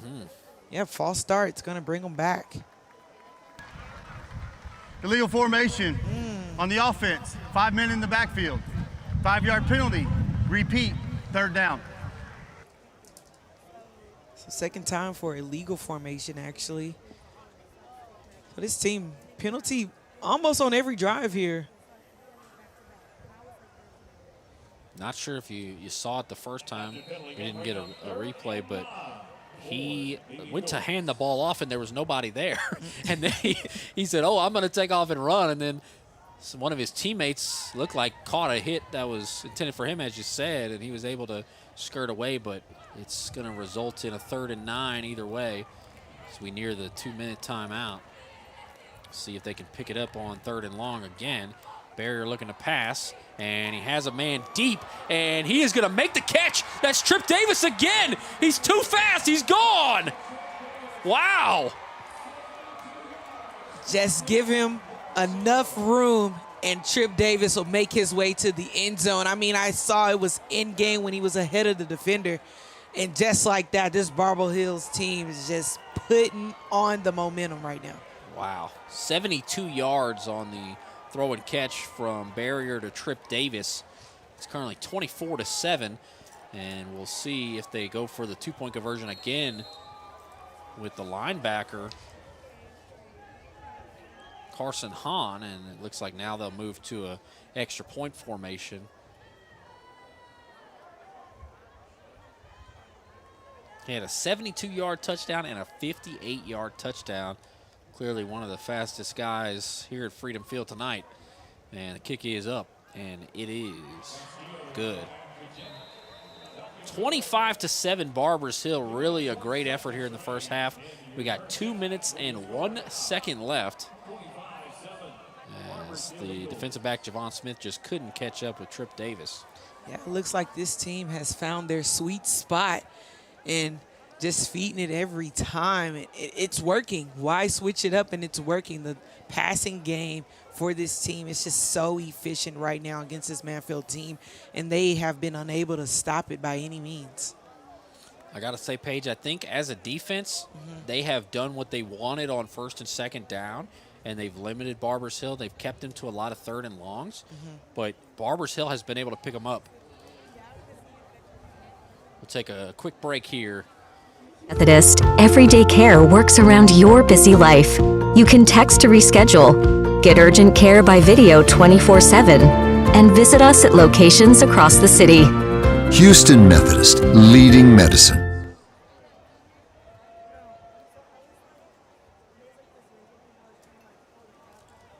Two minutes and 1 second on the clock here. Officials telling Manvel to hurry up and get in position. 35, London Chick getting set to kick off. Once again, it's Kendrick and Johnson. Looks like A.C. Johnson and Jaden Kendrick back to return. Kicker for Barbers Hill, London Schick, to kick it. And he kicks it high and short to the 31. And a nice little move, but then he's just stonewalled at the 35. That was one of the upper guys. It looks like that was Donovan Tolbert. 2-minute timeout. 2-minute timeout. Here's the 2-minute timeout. First and 10, Manvel. So yeah, as we were talking about before the commercial break, if you're a defense, you want to keep the opposing offense in 3rd and 8, 3rd and 9, 3rd and 15. But Barbers Hill has just picked them up, and I feel like that is backbreaking. Yeah, it's almost as if their defense is pushing them to what they are successful in, and it's just been working in the Eagles' favor right now. And for Manvel, how do you respond to that? Like, how do you stop that? Do you go a deeper coverage? Because the guys are getting beat. They're getting beat every play in that same manner. So for Manvel, you definitely have to go back to the drawing board and see how can you also defend that 3rd down. Barbers Hill really hasn't ran it a ton, and the times they have ran, I mean, you're talking 2, 3, 4 yards. Right. They haven't really dominated the run game or shown a great ability to run the ball, so they've been throwing it with a lot of success. And, I mean, like you said, it seems like you said, instead of having 3rd and 2 where they run the ball and maybe you get a stop, it's 3rd and 15. They have to throw it, and then they pick up a 72-yard touchdown. 72-yard touchdown or 58-yard touchdown. I don't understand. A minute 55 to go, and Renfro is in the shotgun. He's got trips to the left, and they'll motion Zayden Brown out to the right side, and he's got pressure in his face immediately, and he breaks out of it somehow. Now he's going to take off and run, and now he drops the ball, and Barbers Hill has it. What a sequence. I mean, he was chased down by Carson Hine, and then Grayson Reed just scoops it right up, but what just happened here on the field? Wow, and Raiden Cook all excited, the junior, number 45, and now it looks like Barbers Hill in prime position to score again. And can't believe that Renfro unable to hang on to the ball there. Looked like he was primed to do some crazy Mahomes-level evasion and throw it away, or, you know, complete a pass. Looked like St. Junius was kind of chilling, waiting to catch it. And now Barbers Hill back on offense. But, you know, we see that a lot when guys try to go the fancy route. Things like that happen. And just like that, now you have this Barbers Hill team back on the field, 1:46 on the clock. And we've seen what this offense can do already. Starting at the 20-yard line, already in the red zone, and a timeout called by Barbers Hill. They were a little slow to get out Barbers on the Hill. field. Second timeout of the half. Barbers Hill has one left with 1:46. They should be able to score some sort of points because we've already seen their kicker make one from the 25-yard line, a 42-yarder.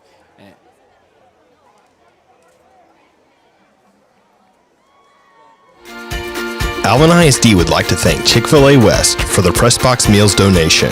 Visit one of their 3 Pearland locations. Chick-fil-A, proud supporter of Alvin ISD Athletics, and tonight's Press Box food sponsor.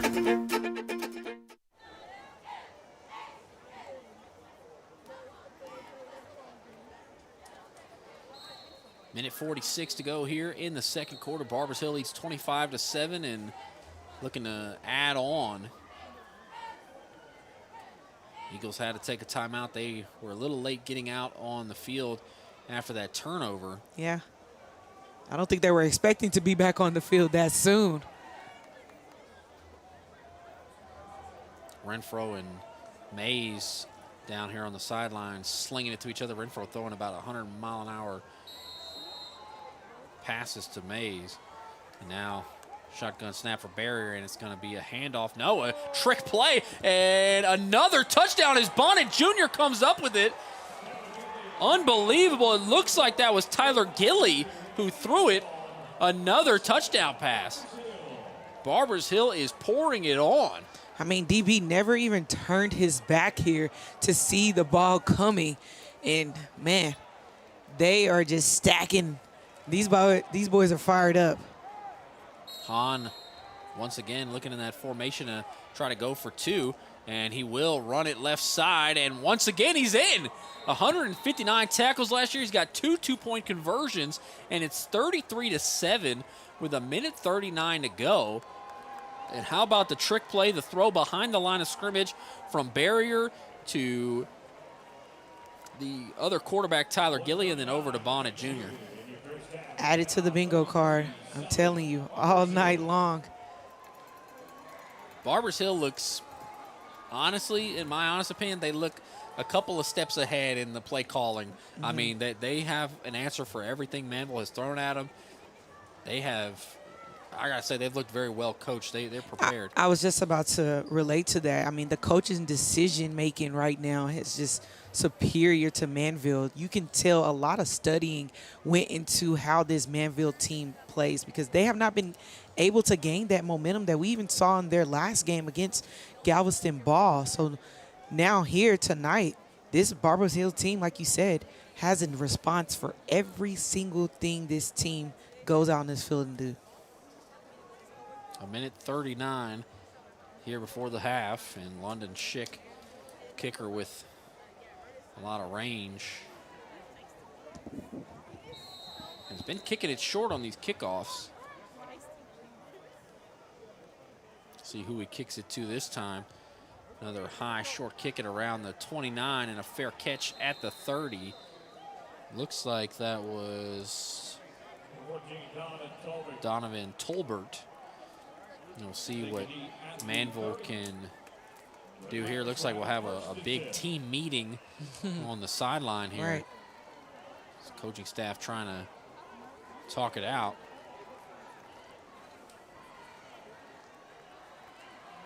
Yeah, not a whole lot of bright side. Yeah, if you're Manvel right now, you want to try to get something else on the board here before the half goes because, you know, you get to that second half, time is just not of an essence.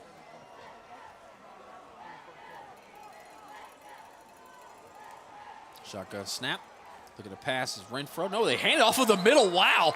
Unbelievable. He's got plenty of room to run, and he is G-O-N-E, gone. Zayden Brown, even I was fooled there. I thought Renfro still had it, and Brown just burst through the defense. What a response. What a response, but that's exactly what that team meeting was about on the field as they make their way to the end zone, and just like that, a quick response, exactly what this Manvel team needed. A 70-yard run for junior Zayden Brown. My eyes were completely on Renfro in the backfield. He's about 7 yards behind the line of scrimmage. Brown was 15 yards in front of the line before I realized he had the ball, and I don't think Barbers Hill realized either. McClanahan to kick the extra point. It is up, and it is good. 33-14 with 1:27 to go, and it's been a wild last couple of minutes. Yeah, things just unfolding here right on the field. But this Manvel team, they're going to need a lot of that energy to carry them against this Eagles. It's going to be an uphill climb down 33-14 in the second quarter, but it was 33-7, so things could always be worse. That's a big swing, but down 19 points. I don't know, you hold them, maybe come out looking a lot better in the second half. Barbers Hill slows down a little. I mean, there's a chance, but it's going to be tough. Yeah, and I mean, plays like that make everyone want to step up to the plate and do their job exceedingly and above and really just give that effort. They still have an opportunity. I mean, we have a whole nother half here.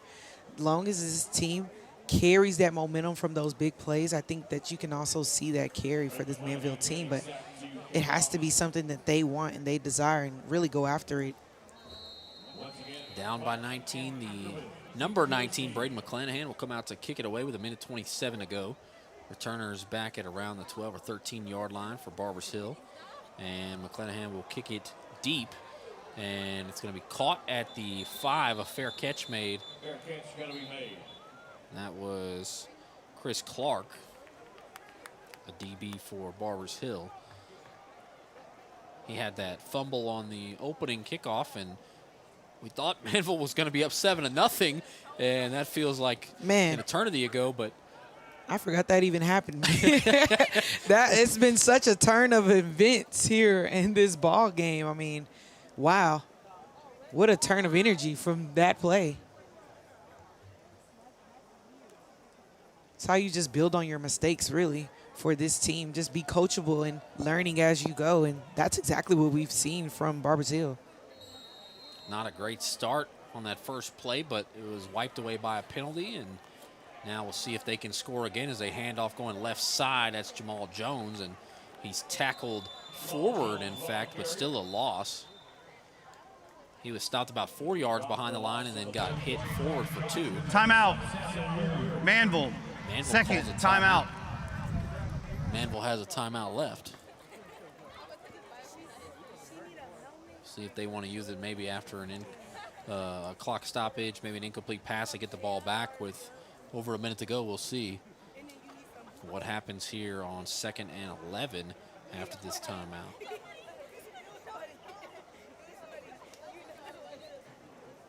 Last time this Manvel team gathered like this, we saw them in the end zone. So coach is working overtime to draw something up.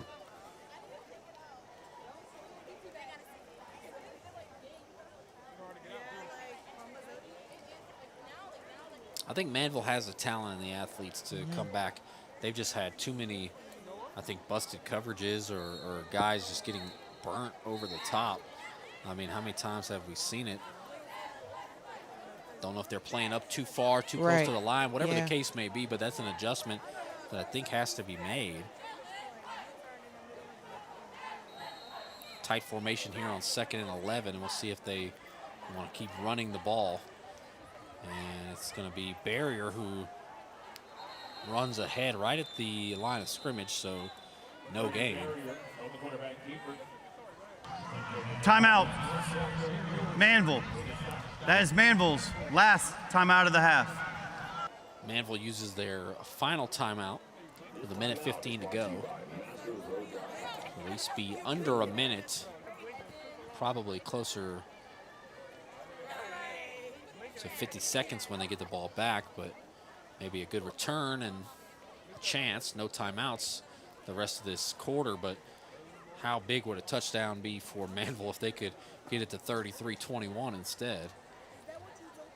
I think it would shake that Barbers Hill team up a bit. And, you know, they've seen a lot of success so far in this game, and seeing a team climb back is not the best feeling at all. And it's almost like, okay, guys, we can't let this lead go. So what do we need to do as far as adjustments go? But this team right now, 3rd and 11, we've seen them here before.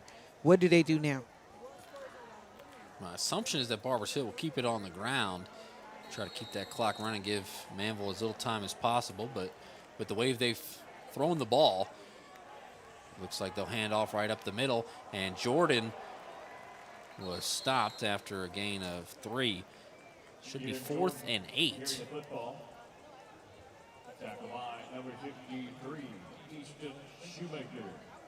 Looks like they maybe Barbers Hill going to take it all the way down and call a timeout. I'm not sure they're not sending anybody out there. Play clock down to 10 now. Looks like they probably will wait till 1 second and then call a timeout. So yeah, not a lot of time. Probably won't be until 25 or 20 Timeout. seconds when they Barbers field Hill. the punt. Barbers Hill's last timeout of the half.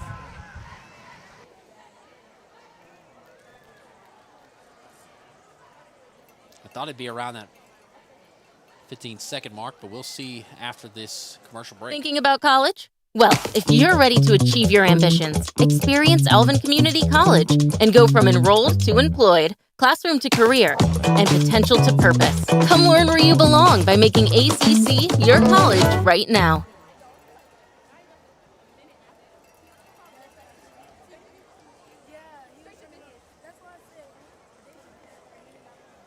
27 seconds left here in the second quarter. I hear that Alvin Community College place is pretty cool, just saying. I've heard great things too.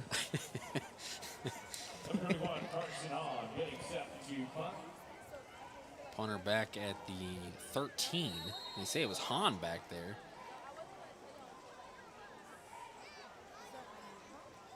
See if he gets a good boot away here, and it's kind of a low line drive, and it goes out of bounds at about the 44. So maybe an opportunity for Manvel. Really good field position. Got a couple of plays maybe to take a shot at the end zone. Yeah, you even see the coaches moving with a sense of urgency right now, kind of get the guys ready to go. 21 seconds on the clock. I mean, it's an opportunity. Not a fantastic punt by Mr. Do-It-All, Carson Hahn, but they'll start at the 45, so probably in Hail Mary range already for Renfro. But if you can pick up a couple of chunks, maybe get out of bounds, who knows? Shotgun snap, and they actually hand it off. And not really what I thought was going to happen there. I think this may be the play that you're looking for. They'll take last one here. And they spike it with 5 seconds left. I am very confused. 16 seconds run off the clock. I think they were trying to surprise him with a run, but it didn't go anywhere. It was no gain. I thought for sure maybe you throw an out route there, try to get out of bounds, stop the clock. And they ran right up the middle for no gain. Yeah, I'm not sure what the strategy was with that, but you got guys deep coverage here by Barbers Hill, so not much going to come that way. It's going to be a lot tougher now. If you pick up, you know, a couple of out routes out of bounds, you pick up 5 yards here, 10 yards there, maybe a little bit easier play, but it's going to be 3rd and 10 from the 45. 3 down linemen, and Manvel is going to hand off again, and he's actually got a big gain, Malone Hayes, and he's tripped up at the 25. So a gain of 20, but the clock strikes 0. It is 33-14 Barbers Hill, and we're going to go to half. We're going to have some displays from the bands. Evan Geiger and Paige Lawrence will bow out until the start of the second half.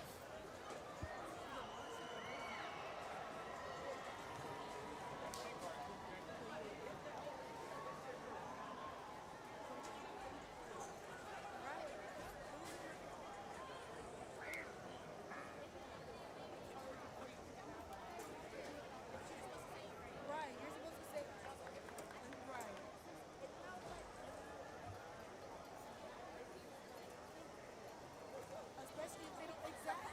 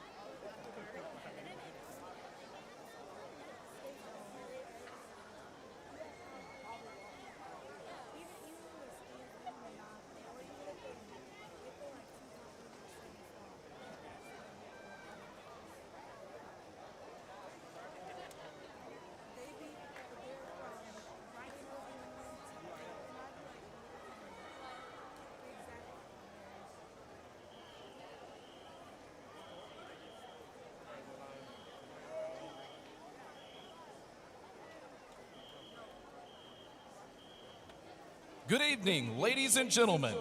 Please welcome to the field the Barbers Hill Soaring Eagle Band and Eaglettes Drill Team. Our award-winning Eaglettes Drill Team is under the direction of Mrs. Jacqueline Bell and Mrs. Leah Hopper.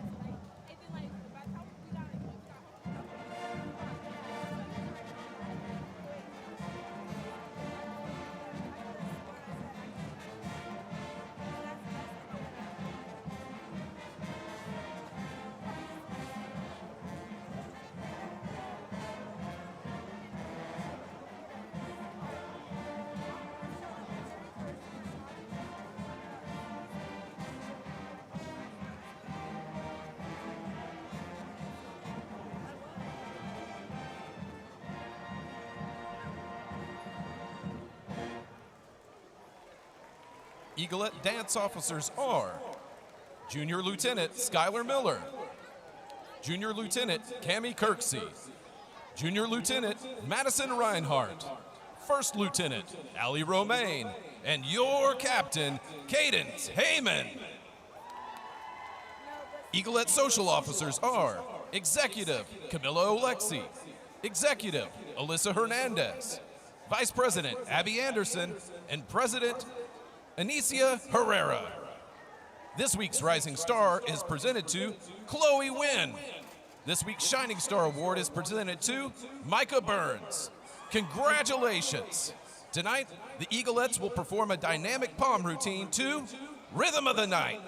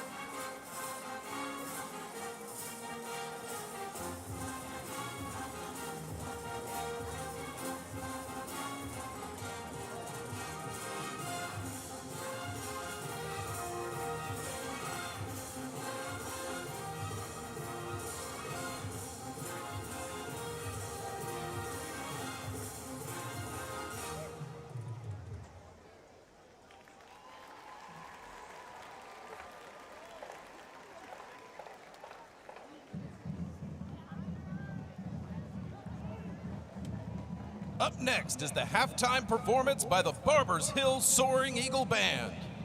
The band is led on the field tonight by head drum major Kimberly Amaro and assistant drum majors Addison Platts and Audrey Bote.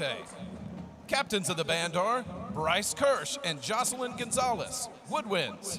William Wilson and Matthew Stripling, brass.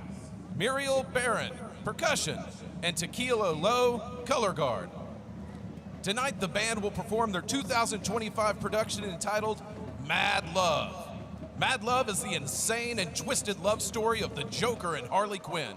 Tonight's musical selections include Ready or Not by the Delphonics, Metropolis Symphony by Michael Daughtry, Everything in Its Right Place by Radiohead, Can You Feel My Heart by Bring Me the Horizon, Symphony No. 5 by William Bacon, See You Again by Charlie Puth. Tonight's soloists in performance order are Takia Lowe, Aidan Oliver, Matthew Stripling, Trace McCray, Jocelyn Gonzalez, Morgan Baumgartner, Grayson Root, Addison Platts, Chris Mostyn, Dane Jenny, Gage Womack. And now, the Soaring Eagle Band and Color Guard presents Mad Love.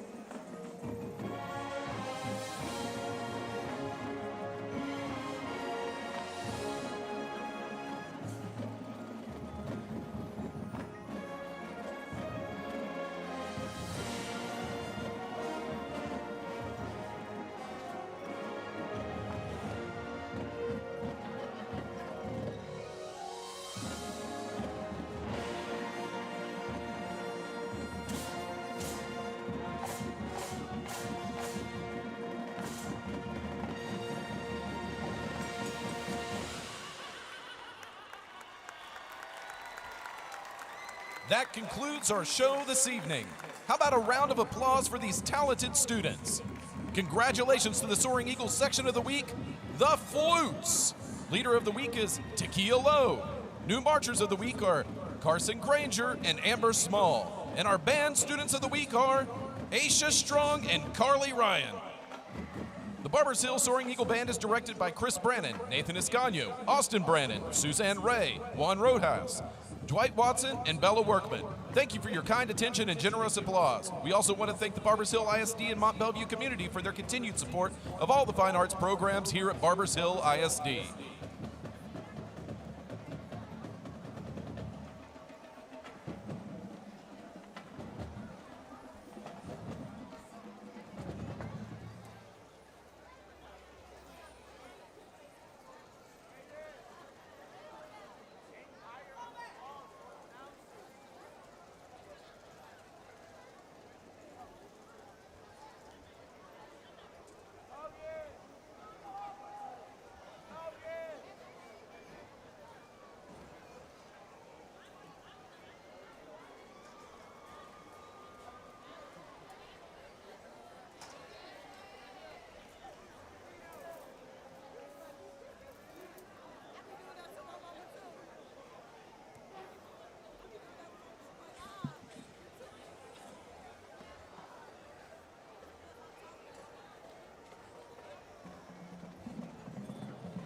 Good evening. Please welcome to the field for your halftime enjoyment, the pride of Manvel High School, the Majestics dance team.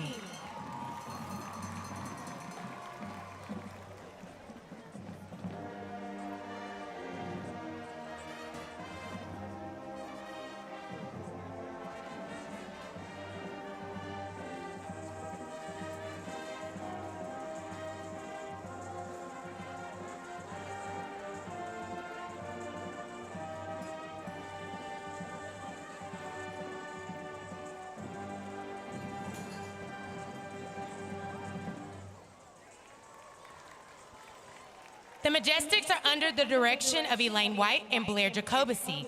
The Majestic dance officers are Lieutenant Danica Davis, Lieutenant Ryan Horn, Lieutenant Kinsley Ott, Lieutenant Aaron Williams, Lieutenant Colonel Avery Bagwell, and our Colonel is Lydia Kennard. Social committee members are President and Events Chair McKenna Stevens, Co-Vice President and Team Engagement Chair Tori Taylor, Co-Vice President and Public Relations Chair, Jada Ufamadu. Recognition Chair is Ellie Kaspersik, and Chaplain is Mia Platt. Majestic of the Week is Ellie Kaspersik. Spirit Girl of the Week is Sierra Sanders, and Royal of the Week is Corelli Ratiga. Tonight, the Majestics will perform their feature routine to Runaway Baby. Take it away, Majestics.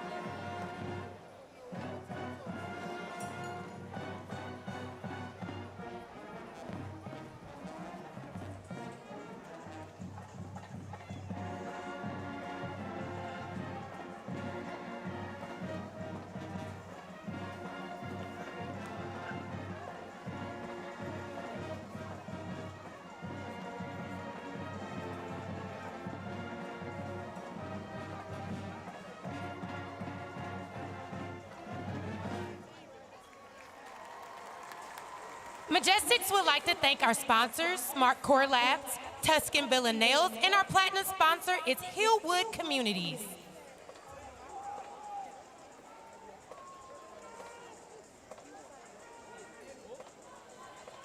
At this time, the Mighty Maverick Marching Band would like to honor their senior band members.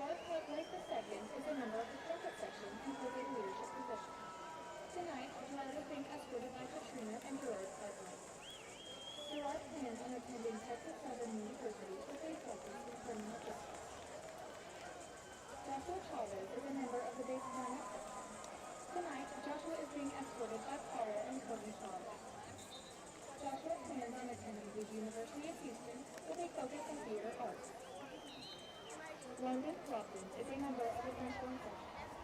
Tonight, London is being escorted by Brittany and Alvin Crofton. London plans to attend the University of Houston to pursue a career as a dentist. Gregory Daniels II is a member of the saxophone section. Tonight, Gregory is being escorted by April and Gregory Daniels. Gregory plans to attend the Ocean Corporation of Houston to pursue a career in engineering. Ashley DeGroy is a member of the clarinet section. Tonight, Ashley is being escorted by Deborah Brick. Ashley plans on attending the University of North Texas with a focus in criminal law. Heather Diaz is a member of the saxophone section and holds a leadership position. Tonight, Heather is being escorted by Alopita and Santiago Diaz. Heather plans to pursue a career in engineering. Isaiah DeGroy is a member of the trumpet section and holds a leadership position. Tonight, Isaiah is being escorted by Tamara and Peter DeGroy. Isaiah plans to pursue a career in nursing. Abigail Edwards is a member of the trumpet section and is a drum major. Tonight, Abigail is being escorted by Christina and Nicholas Edwards. Abigail plans to attend the University of Houston with a major in biochemistry. Kendall Foreman Nelson is a member of the purple trumpet section. Tonight, Kendall is escorted by Kimberly and Brandon Morley. Kendall plans to attend the University of Houston with a major in architecture. Ashley Gardner is a member of the clarinet section.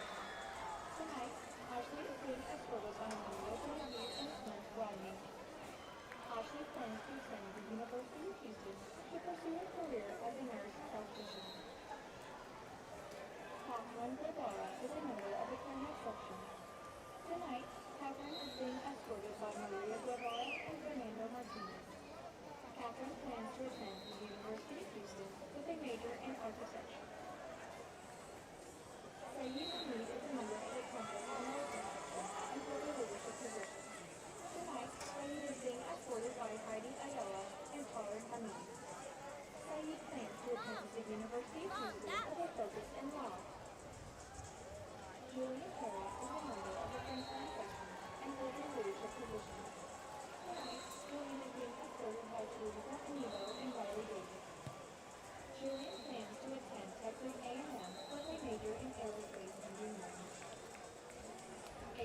Jackson is a member of the freshman section. Tonight, Avery is being escorted by Misty and Chad Hudson. Avery plans to attend Texas A&M University with a major in business. Jace Henneman is a member of the percussion section and holds a leadership position. Tonight, Jace is being escorted by Jessica Richard and Eric Henneman. Jace plans to attend North Carolina Agricultural and Technical State University with a major in industrial and systems engineering. Samuel Moran Enriquez is a member of the music section. Tonight, Samuel is being escorted by Ada Enriquez and Eric Ixler. Samuel plans to attend trade school to pursue a career as an electrician. Audrey Pacheco is a member of the percussion section. Tonight, Audrey is being escorted by Rebecca Pacheco and Courtney Black. Audrey plans to attend college with a major in biology. Angelina Rafael is a member of the freshman section. Tonight, Angelina is being escorted by Maribel and Silvano Rendell. Angelina plans to attend the University of Houston with a major in business. Jasmine Richardson is a member of the color guard section and holds a leadership position. Tonight, Jasmine is being escorted by Sonia and Joe Bridges. Jasmine plans to attend a university with a major in biology. Chloe Roberson is a member of the color guard section and holds a leadership position. Tonight, Chloe is being escorted by Kristen and Cody Walker. Chloe plans to attend Louisiana Tech University with a major in kinesiology. Frank Douglas is a member of the Urban and Urban section and holds a leadership position. Tonight, Frank is being escorted by Anna and Lloyd Robles. Frank plans to attend the University of Houston with a focus in nursing. Shane Simmons is a member of the saxophone section. Tonight, Shane is being escorted by Vita Shannon. Shane plans to attend Texas A&M University with a major in mechanical engineering. Mason Stevens is a member of the saxophone section and holds a leadership position. Tonight, Mason is being escorted by Angie and Joe Stevens. Mason plans to attend a college to pursue a career as a meteorologist. Genesis Taylor is a member of the political section. Tonight, Genesis is being escorted by Sylvia and Carlos Taylor. Genesis plans to attend Sam Houston State University with a major in criminal justice. Renee York West is a member of the saxophone section and holds a leadership position. Tonight, Elena Seth is being escorted by Elizabeth and Walker York West. Renee Seth plans to attend the University of Houston with a major in biology.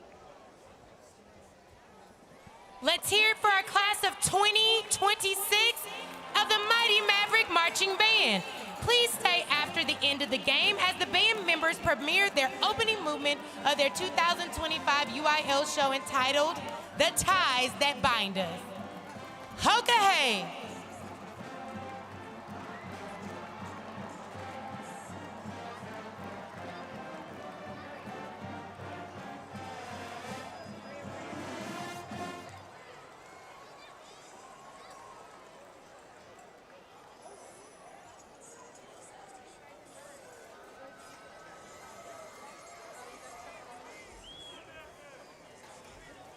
Welcome back into Freedom Field. The bands have played, and we had a little senior night display at the beginning of the season here. And now Manvel about to take the field, trailing 33-14 to Barbers Hill. A very good first half for Barbers Hill. And Manvel, we'll see what sort of adjustments they come out and make. Evan Geiger and Paige Lawrence here for Alvin Sports Network and Legacy Sports Network. We'll hope for a really good second half after an exciting first half. I mean, a lot happened in that first half. I mean, we've seen it.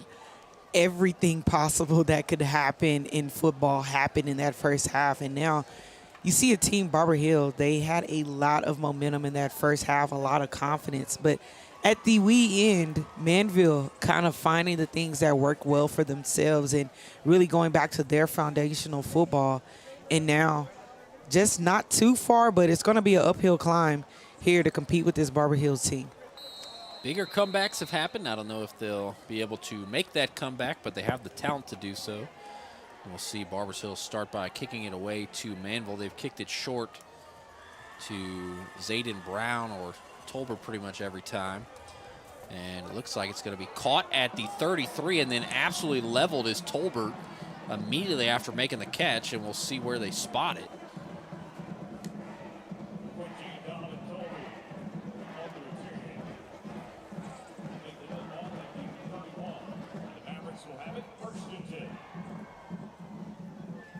You know, Manvel had some things going at the beginning of the game. It looked like they were kind of the better, more physical team first couple of drives, and then Barbers Hill started slinging it down the field with some really big passing plays.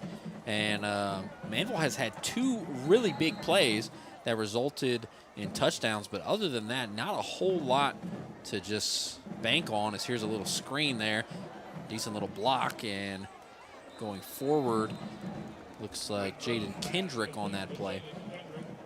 But those 2 big plays that we saw from Manvel, it was enough to get them on the board. So maybe just some more big plays here to compete with this Barbers Hill team. But looks like the energy is still well and alive here right out of the half. Renfro with a shotgun snap, slings another screen out to Kendrick. Kendrick this time gets around the edge, and he's got some speed. Nice little shifty move, but he's driven out of bounds. Looked like a nice form tackle by Andrew Burns. Flag on the play, and it's a hold on Manvel. We'll hear it from the officials. Holding, offense, number 15, 10-yard penalty from the spot of the foul. Repeat, second down. Cameron Fitzgerald with the penalty to wipe away a big gain and a first down. Those are the plays that hurt. But let's see how this Manvel team responds to that. Second and long here. Renfro hands it off, and not a lot there, but keeping the legs churning, maybe a yard or 2. That was Zayden Brown. Brown had that huge 70-yard run in which it looked like me and everybody else thought that Renfro still had it in the pocket, but now 3rd and 11 here. Brown gets a breather. Mosley and Malone Hayes back there with Renfro.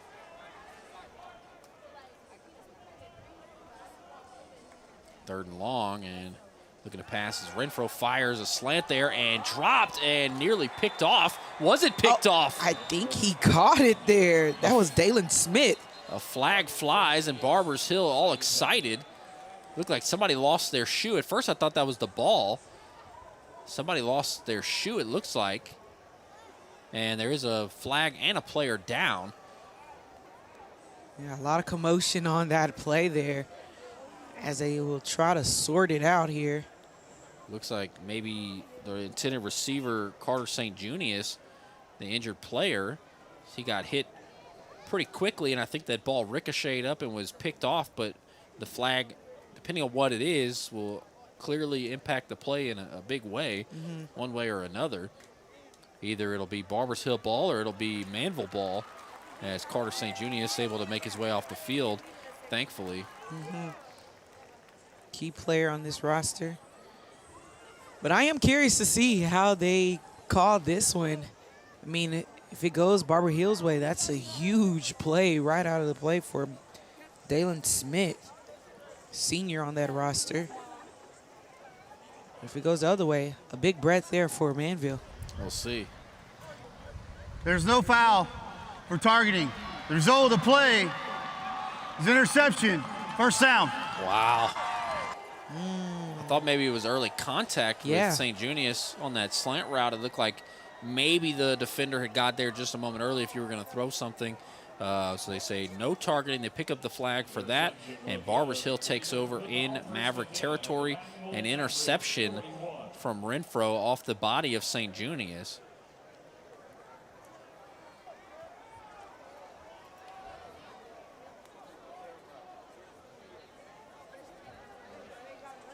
It's going to be 1st and 10 from the 41. And that is a big blow to the Mavericks' comeback chances, especially if Barbers Hill able to score here. Barrier slings it out. Oh, it's tipped. Oh, and it's picked off. What a play. Some 7-on-7 crime. And Samuel Weary jumps in front of Barrier, bats it up in the air, and comes away with the interception. Back-to-back picks at Freedom Field. Man, oh man, Manvel just gets a luck of the draw there, and what an effort we just saw there from Samuel Weary. Look at this replay. Barrier stares down, and Weary just gets the paws up there and bats it down.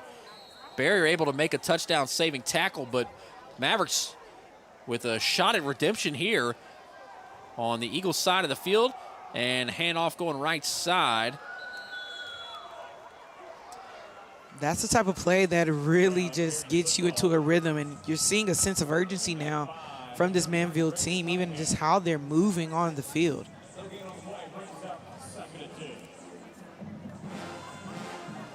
No gain on that play, 2nd and 10. See if the Mavericks can capitalize on this opportunity. Handoff up the middle again, and not a lot doing. Really good gang tackling for the Eagles. And it'll be 3rd and 8. Zayden Brown with a 2-yard pickup.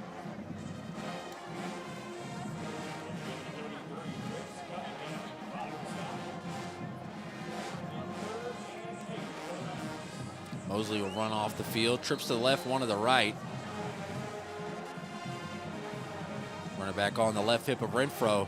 He's looking to pass over the middle and has a man and overthrows him. Looks like the intended receiver was that Mays there? Yeah, I think you're right on the money there. And after 2 yards and 3 plays, they're going to have to punt it back. So a big momentum shift with the back-to-back picks, but nothing comes of it for the Mavericks. And feels like a missed opportunity here. Yeah, I think Manvel tried to pick up the pace, just move with a higher sense of urgency, but I think they could have actually benefited from kind of slowing down a bit and really taking that opportunity, like you said, and now a missed opportunity. Nobody back to return with McClanahan to punt. And we'll see if he's able to down it or he just kicked it deep. And it looks like it's going to take a Manvel bounce, and they'll down it at about the 2-yard line. Looks like they'll spot it right at the 2, so a great punt from McClanahan. And Barbers Hill did not have anybody back to return, and it works out great. He put just enough backspin on it to keep it from going in the end zone. So some strategy from this Manvel team puts Barbers Hill not in a favorable position. See how they respond. 98 yards to go, but they've had a 72 and a 58-yard touchdown pass to Trip Davis, so not impossible by any means for this offense.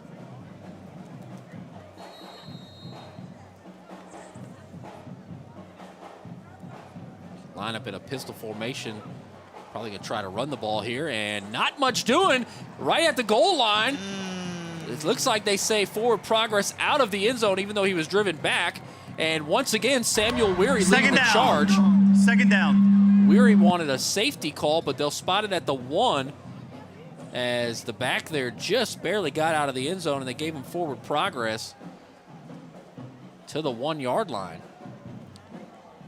A loss of a yard, and Weary was fired up again, and if he can keep that energy, maybe he can will him back into this game all by himself. Yeah, I mean, all it takes is one, and that energy is contagious. See what they do on 2nd and 11 from the 1, and Barrier looking to pass. He's got pressure in his face. He fires up a deep ball, and it's going to fall incomplete in the middle of the field. There was 7 players in the general vicinity, but nobody really close to it. And now we'll see what they do on 3rd and 11. You don't really want to punt from deep in your own end zone. Right. See if they try to run again or what. As Barrier had pressure pretty quickly there. And if you're Manvel, you got to think they're trying to capitalize and at least get a safety here. Cannot allow a first down in this spot. But any points you could get on a safety or a defensive touchdown would be huge here. Barrier in the shotgun. 3rd and 11 from the 1, looking to pass. Fakes the screen, fires it up in the air, and incomplete as it's swatted away there. A huge defensive play by Caden Lazard to swat that away from the intended receiver, Bonnet Jr. So great defensive effort we just saw from Manvel there, Lazard. And I'll also say Weary just really bringing the defensive energy for this Manvel team and put this Barbers Hill team against the wall and now in a punting position. It's going to be Hahn, the linebacker and punter, who's already got 2 extra or 2-point conversions under his belt. And Manvel will set up at the 40 to return. Hahn has his feet at the very back of the end zone. And we'll see what happens here. They blow it dead for some reason. I'm not sure why. We'll see here in just a moment. Delay a game. Wow.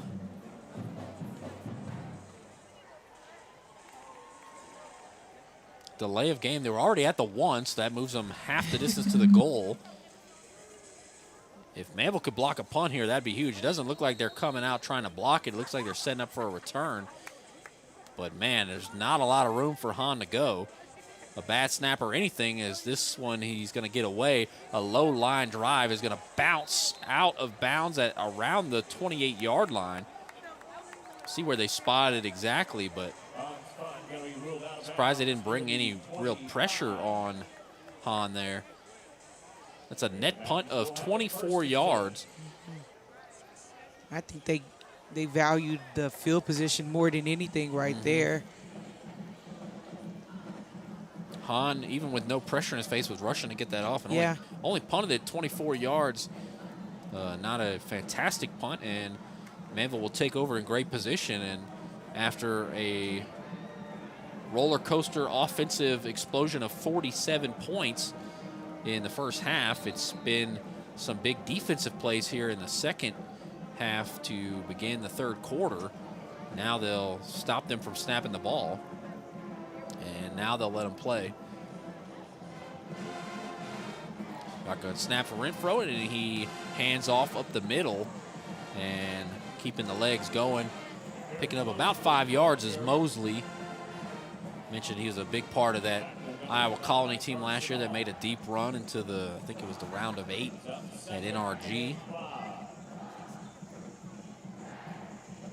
Now making a big impact here for the Mavericks.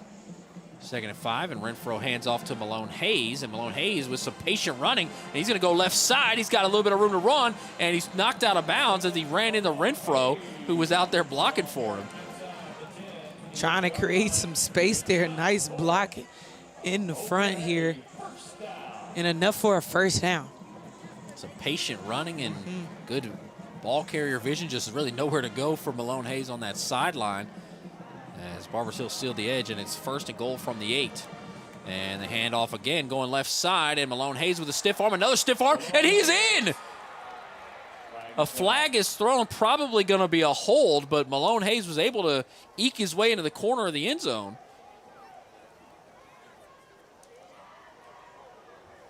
That front left corner, it looked like he got in, but I don't think it's going to matter. Holding on the offense, number 15. 10-yard penalty from the spot of the foul. Replay, first down. That is the 2nd holding penalty on Cameron Fitzgerald, the receiver this quarter, that has wiped away a big play. And that hurts a team that's trying to climb back right now, but this Manvel team, they still look like they have the energy. 1st and goal from the 11. They hand off going up the middle and keeping the legs churning, and he is in! Eric Mosley with the grown man effort. How about that, Manvel? I mean, he dug every ounce of energy he had with the defender on his back, and he drug him right into the end zone. What a play there from Eric Mosley. I hope we see a replay of that. That was a fantastic run, just keeping the legs going. He would not be denied, and it is 33-20, possibly 21 here if McClanahan can make the extra point. He's 2 for 2 so far. And the kick is up. And it is good. 33-21, Manvel right back in this ball game. It has been a wild third quarter. Look at this run from Mosley right up the middle, hit immediately behind the line, and just keeps on dragging. He had 3 or 4 different Eagles touch him on that play, and he would not stop for anyone. I mean, that's just true grit right now we're seeing from this Mavericks team, and they are going after it here in this second half. Props to Eric Mosley, the senior running back, 5'10", 185. He's a physical specimen. He has the speed, the strength, and the grit, as you mentioned. And we'll see the Mavericks kick it away to Barbers Hill. And got to feel like they've regained a little bit of that momentum. It felt all Barbers Hill in that first half. Really, they had a lot of momentum coming into halftime. And Manvel, a couple of big stops, a couple of big plays, that interception, the stop at the 1 yard line, make them punt it back to you, get a good field position. And I told you I thought their best strength was their 3-headed monster of a running back rotation, and they used them on that drive. Yeah, and I think Mosley was the perfect outlet for them. And he's been quite quiet since that first half and awakened the beast right now. And I think this Manvel team, they have a lot more that they're ready to showcase here in this quarter. Just a 12-point deficit now for the Mavericks, and quick huddle as the other McClanahan, Braden McClanahan, who's handled the kickoff duties, the senior, both kickers on the roster. Logan has handled the extra points and the punts.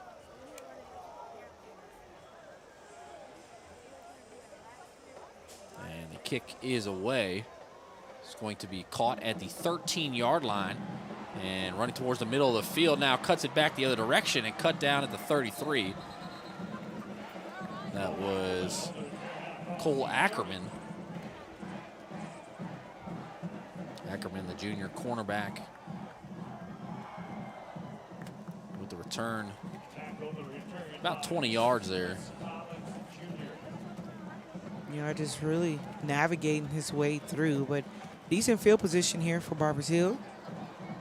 Offense been quite quiet here after that last drive, so see if they can get something rolling here in the second half. First and 10 from the 33, 7:28 to go here in the third quarter. Got 19 and a half minutes of football left. They'll let them play here. See if Barrier can right the ship. They hand off to Jordan, and Jordan just keeps those legs moving and gets a couple of extra yards after contact.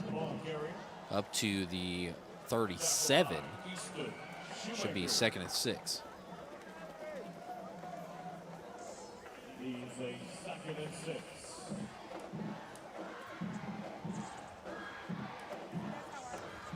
Manvel's got some size, a couple of nose tackles in the middle there. Number 99, Amir Bowers, and Nicholas Kemp, number 0. They weigh 280 pounds each. Barrier slings it out in the flat and unable to be caught there by Trip Davis, and it'll be 3rd and 6. Looked like they were set up for a big play there, as despite it being incomplete, the Manvel coaching staff trying to talk to the defensive backs and get them to maybe identify that play a little sooner or react in a different way. Is right. Not happy with the result.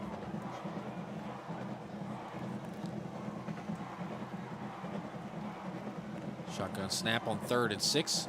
Barrier faked the snap and then looked to the Manvel sideline. Right, I was wondering if that was a part of the play there, but they usually fake the snap and look to their own sideline, but now it looks like Barbers Hill's going to have to call a timeout. Barbers Hill. I think that's definitely the right call here. Down the stretch, that might be a timeout that they need. But we'll see. 33-21 with 6:49 to go in the third.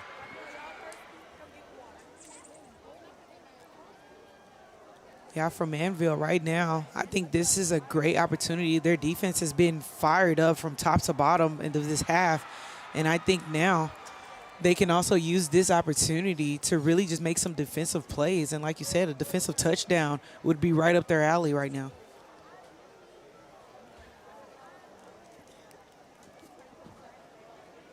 Should be 3rd down and 6 here from the 37. Need to get to the 43. Barbers Hill's had a lot of success in this ball game on 3rd down. Obviously, the last drive they had 3rd and 11 from their own 1. That did not work out. But see what they do here. And looking to pass his barrier, and he slips it into the flat, and it's going to be a 1st down, and tripped up and still running. A really nice pickup there for Chasing Pipes. Chasing Pipes making it happen, getting back into that rhythm of the pass game for this Barbers Hill team, where we've seen they had a lot of success. And just like that, a 1st down as they'll meet on 39. A big gain for Chasing Pipes, as one of the Mavericks was hot on the trail of Brady Barrier, but a 24-yard pickup as he just slipped it into the flat, and Pipes was able to stay up long enough to pick up 24 yards. 1st and 10. Looking to pass his Barrier. Pressure in his face, fires it up, and incomplete, but a flag comes in. Trip Davis was trying to come back to the ball, and Carnell James was in the way, and they throw the flag, and I don't think James is happy about it. I kind of get the feeling there really wasn't a lot that James could have done there. On the defense, number 1, 15-yard That's a great receiver play. Spot. Automatic 1st down. The ball was underthrown, and Davis had to go through Carnell James' body to get there, and he did. And just tough situation as a DB. Not a lot you can do. And just great awareness for the receiver on that point, because they know this is the opportunity where they don't really have a lot of options as a DB. Great utilization of the play to get some distance here, and another 1st down. 1st and 10 from the 24 of Manvel. Barbers Hill knocking on the door again. Best situation so far here in the 3rd quarter. A handoff to Darren Jordan, and he's going to be tackled after a gain of 3. 2nd and 7.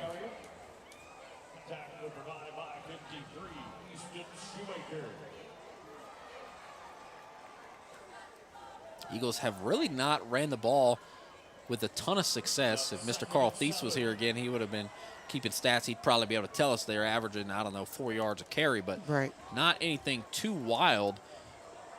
And it seems like Manvel has had almost all their success running the ball. So a bit of some contrast in between play here. Play clock ticking. 3, 2, 1, and Barrier just gets it off. Apparently he's rolling left, and he's going to fire it towards the end zone. And a great swat there from the DB, as that was Carnell James with a nice play as he was all over Garner Poole. Yeah, I think James, he got caught slipping on that other play here, so definitely looking for some redemption on the coverage. 3rd and 7. They had 3rd and 6 a moment ago, and they picked up 24 yards. We talked about how good they've been on 3rd down, and it just feels like a backbreaker every time they pick up a 3rd and long against Manvel. Have this expectation as a defense to get off the field on those 3rd downs. That's what you want. It's what you need. And we'll see Barrier to pass here. And he's rolling right and not anywhere really to go with it, but he takes off and runs, and he gets drilled out of bounds right after a gain of 1. There is a flag down. I don't know if it's going to be a hold or what.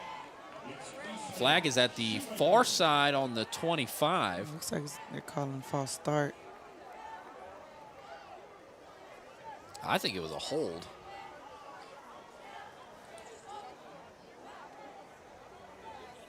Looked like Carlos Simeon Jones was going to get the Barrier, but the left tackle had him in a death grip. Looks like they'll illegal decline the penalty. formation on the offense. 5 men in the backfield. 5-yard penalty. Repeat, 3rd down. Okay, so they repeat 3rd down. It's not 4th and 6. It's going to be 3rd and 11, and it was not a hold. It was illegal formation once again. I tell you what, the left tackle, number 54, that's Braden Nelson. He had the linebacker absolutely by the jersey. I thought for sure it was going to be a hold. I think that would have been the flag that was coming next after that formation. So 3rd and 11 once again. 3rd and long for Barbers Hill. And Barrier looking to pass. Oh, pressure in his face. It's bad enough, and it's picked off by the nose tackle. Unbelievable as he's rolling left, and he is going to tiptoe and be dragged down. And how about that, Amir Bowers? The tip drill works out again for Manvel. 6 foot 280 junior nose tackle with a big return. What a play. I mean, just being patient, allowing the ball to come to him. And even getting a little bit of some airtime under that. And wow, what a change of events here for Manvel. See, this is tipped up here. Looks like it was Samuel Weary again. He did it again. Weary is electric on D. How about Samuel Weary? You know, I say all the time, defense can win games. And right now, this Manvel team, they have the energy in the defense. They have it. Ball at the 48, 2 yards away from midfield. We'll see if Manvel can capitalize on this opportunity. They throw it into the flat there for Kendrick. Kendrick, oh, a great block. Way to seal it. And Kendrick stumbles up to the 41. An absolutely fantastic block there on the edge. Yeah, that was blocked by Kenneth Malone Hayes there. And just outstanding block to take the DB out. Kenneth Malone Hayes took Cole Ackerman's block off. 1st and 10 from the 42, and they blow it dead again. It looks like a false start. Renfro frustrated. False start. Offense. Number 88. 5-yard penalty. Still first down. They called it on Carter St. Junius. I don't think we saw an interception in the first half. We've had 3 in the third quarter, including back-to-back picks. Even a defensive tackle with an interception. And Samuel Weary has forced 2 interceptions. I don't think there's a stat for that other than a pass deflection. You could just call him the man of the hour. Incomplete on the screen there, looking for Kendrick again. So it's going to be 2nd and 15 rather. Looks like the Barbers Hill coaches are talking to the official. I think they had an issue with the way Carter St. Junius ran into the defensive back trying to block prior to the ball being caught. They were pointing in his direction. It's something that looks like the coaching staff is now talking to the Manvel receivers about. Just an idea. As the play clock reaches 6 seconds now here on 2nd and 15. Motion a guy across. And it's going to be a handoff. No, Renfro's going to take it himself. Oh, and he drops it into the hands there. And a nice juke move breaks one tackle and down at the 29. The Barbers Hill coaches are livid. That was Dante Mays. I mean, he's been just quite efficient. We talked about him being on the quarterback with receiver today. And enough for a first down. Manvel with the tempo, and Renfro drops it off to Mosley. And he's going to make one man miss and change direction. And he's still up, and the ball comes out.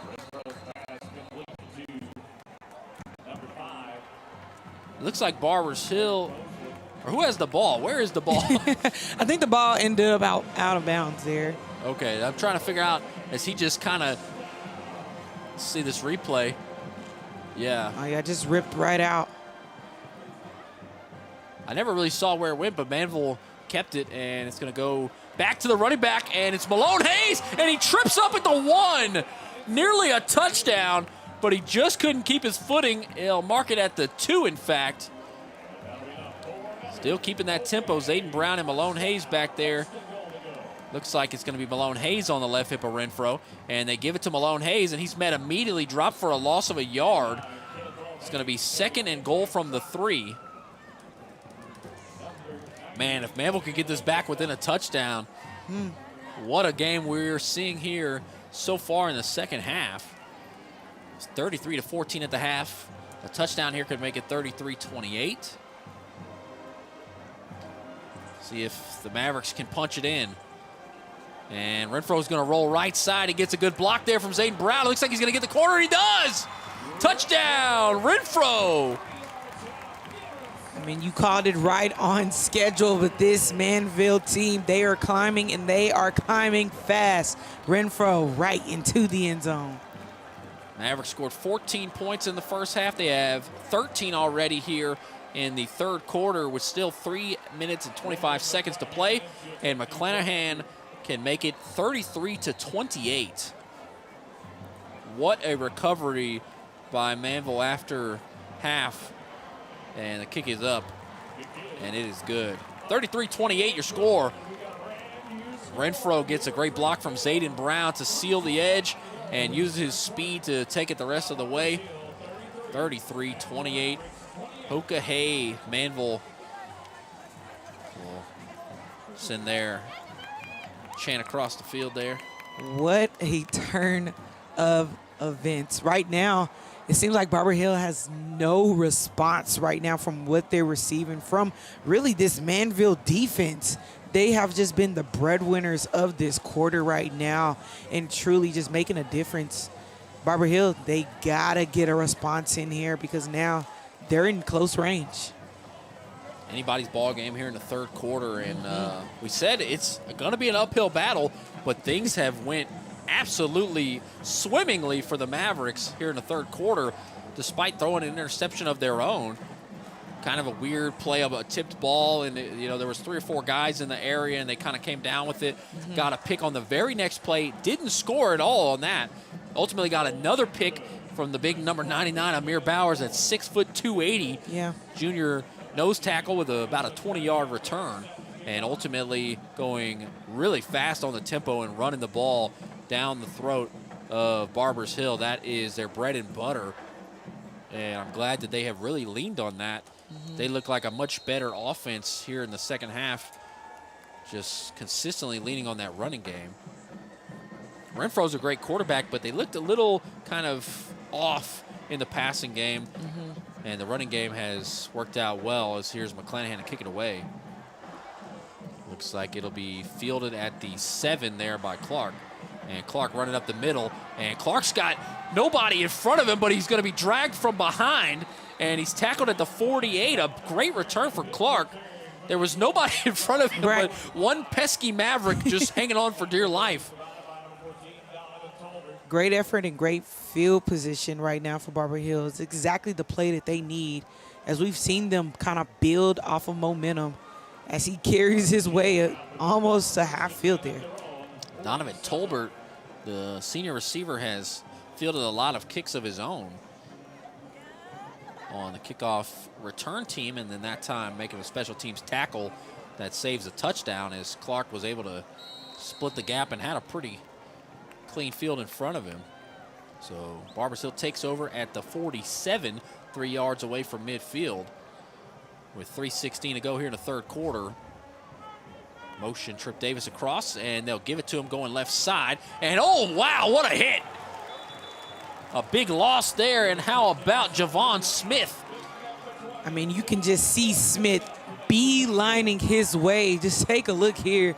You see him at the top of the screen, very patient, but on his way, in a big play for this Manvel defense.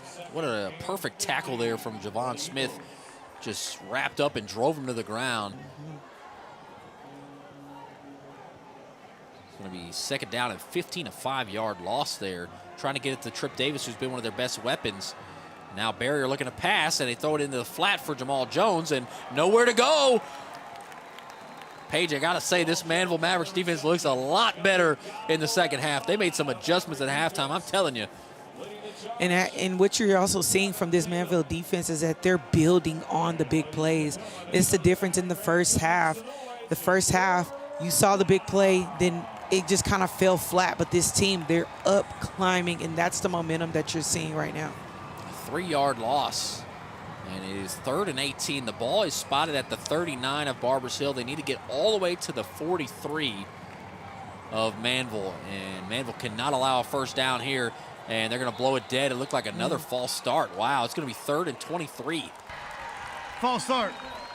Offense, number 9. 5-yard penalty. 3rd down.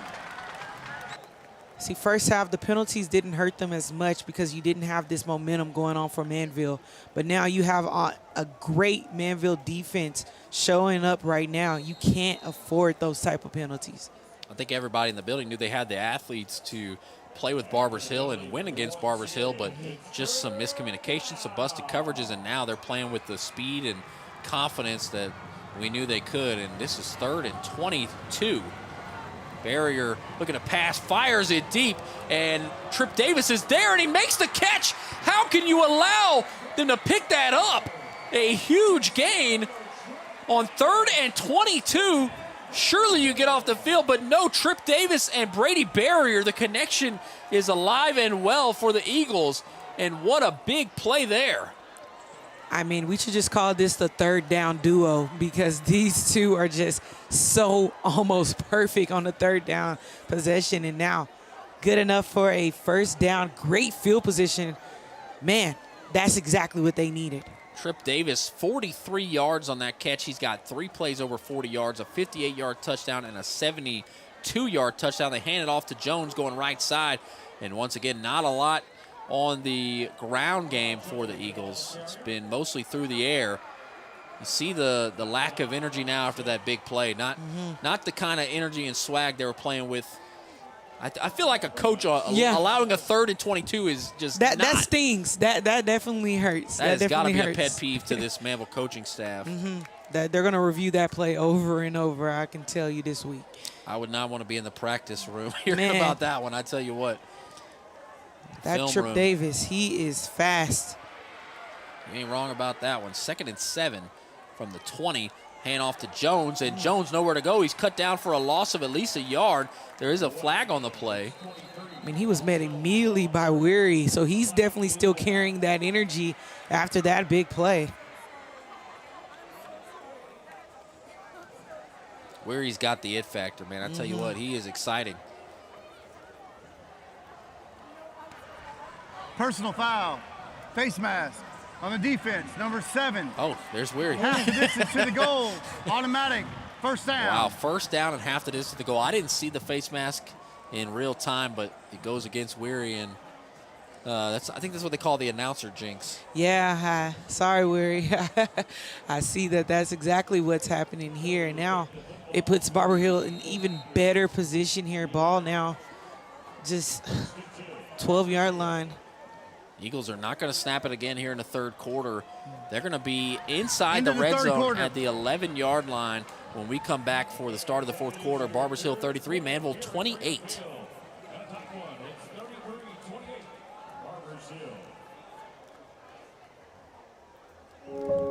How can we target deadly diseases with better precision?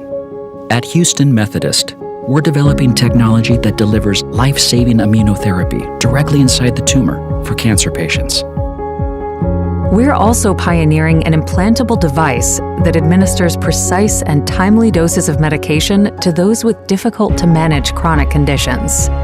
That's the difference between practicing medicine and leading it. Houston Methodist, leading medicine.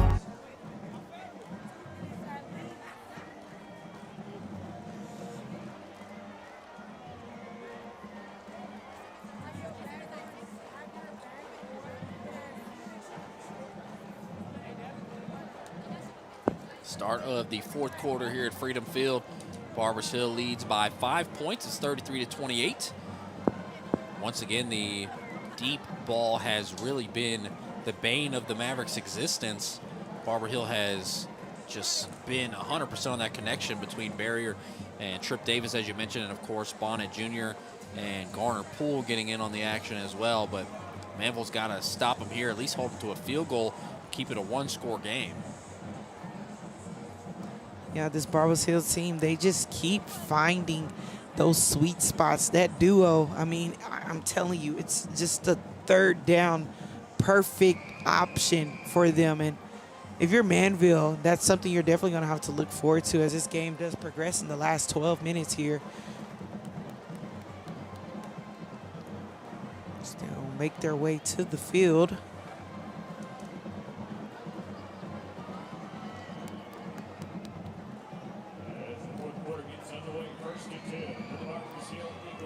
First and 10 from the 11-yard line. Barrier going to take off and run right side. He's got some blocks in front of him, and he's tripped up around the 2. Looks like it'll be 2nd and 1 from the 2-yard line. One of the best runs they've had all night, a 9-yard gain.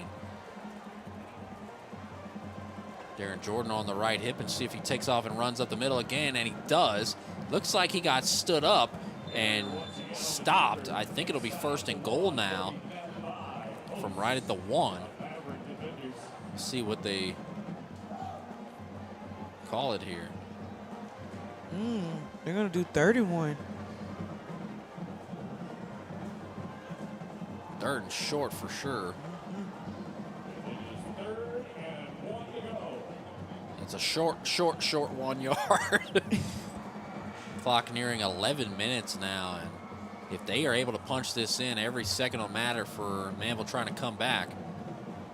And they motion right side, and Barrier, a little bobble there, and he's going to reach out and get it. Barrier with the touchdown as he drugged Javon Smith with him.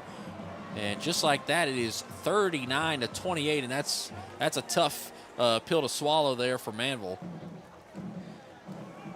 But if you're Manvel, I would still keep the energy alive, because just what they did in that 3rd quarter alone, they can replicate that here in this 4th quarter. So they still have ample amount of time. They just got to get the ball rolling, as we've seen that tempo very upbeat for them here in this half. 39-28, we'll see the extra point coming here. Looks like they were trying to make them stop it, but Javi Castillo trying to kick it. Not sure what's going on. Timeout. Yeah. Barbers Hill. Barbers Hill calls timeout, so they've already used 2, I believe. Yeah, it looks like Noah Jenkins was trying to run back on the field, and looks like just a lot of confusion on who was supposed to be on the field at that time for Barbers Hill. But they'll utilize a timeout after that touchdown, 39-28. If by some chance the Manvel ends up getting a lead in this ball game, Barbers Hill only has the 1 timeout left the rest of the way. Manvel has all 3. So Manvel has the advantage in the timeout department. Obviously, they're the ones who are down by 11, possibly 12 after this extra point. We've seen their defensive effort really just change the trajectory of this game and how that energy can quickly just shift. And I think guys like Samuel Weary, they still are dialed up and ready to go. And also you had Carnell James really just applying a lot of great defensive pressure. And it really could be a difference maker here in this ball game.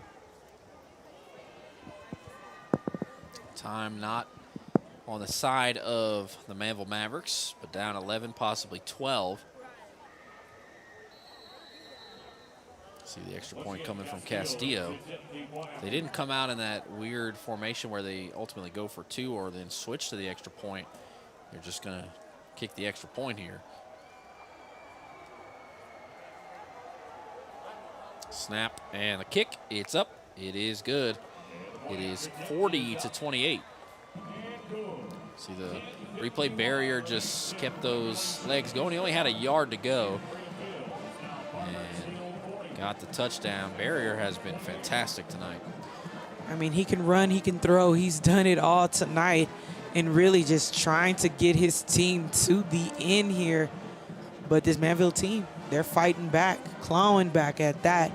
And now we'll see how do they respond here as time will just keep ticking down here. 10:51 on the clock. Manvel Mavericks.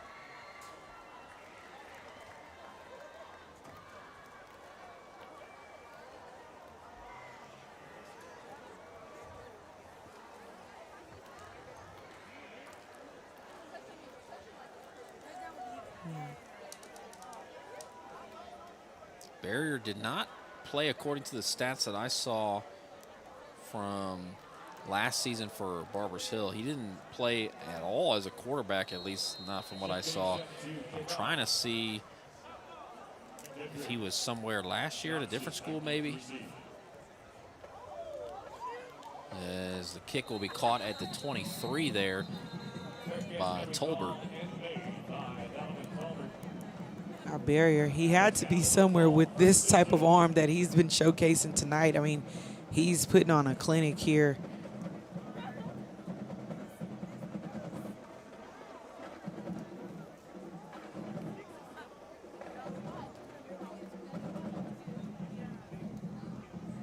First and 10 from the 25-yard line.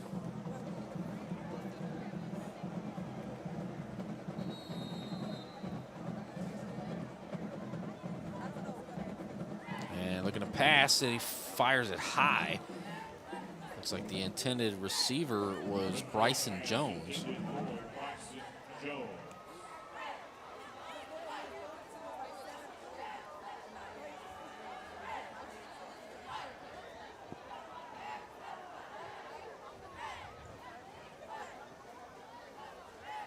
It looks like they're slowing the tempo here just a bit. Looking to pass again is Renfro. Now he's going to roll out left, and it looks like he's going to tuck it in and run. Gets around the defender, and he's got a block around the edge, and he gallops out of bounds. A big run. Don't see a flag anywhere.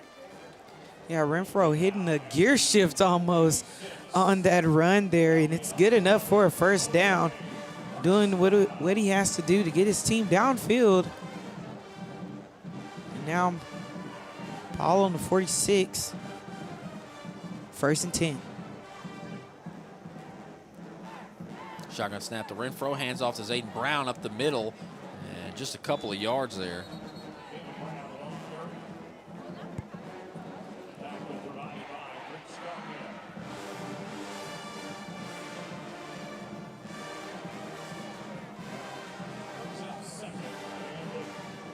Second and 7 as the clock nears that 10-minute mark here in the fourth quarter. So Brady Barrier was at Anahuac last year. So he's got offers to McNeese and all these other schools listed as a 3-star quarterback. Say I didn't see him at all play last year, but Anahuac was where he was at. Nice little jump cut there. Oh, and spins and actually might have faked himself out, but a gain of about 5 there for Kendrick. Yeah, Kendrick just keeping the feet moving. But it will take him to 3rd and 8 here. Number 40, Cole Kelch. Going to leave a 3rd and 4 for the Mavericks. Across midfield now. Renfro looking left side and has a man in and out of the hands of Kendrick. And I'm assuming they're going to go for this on 4th and 4.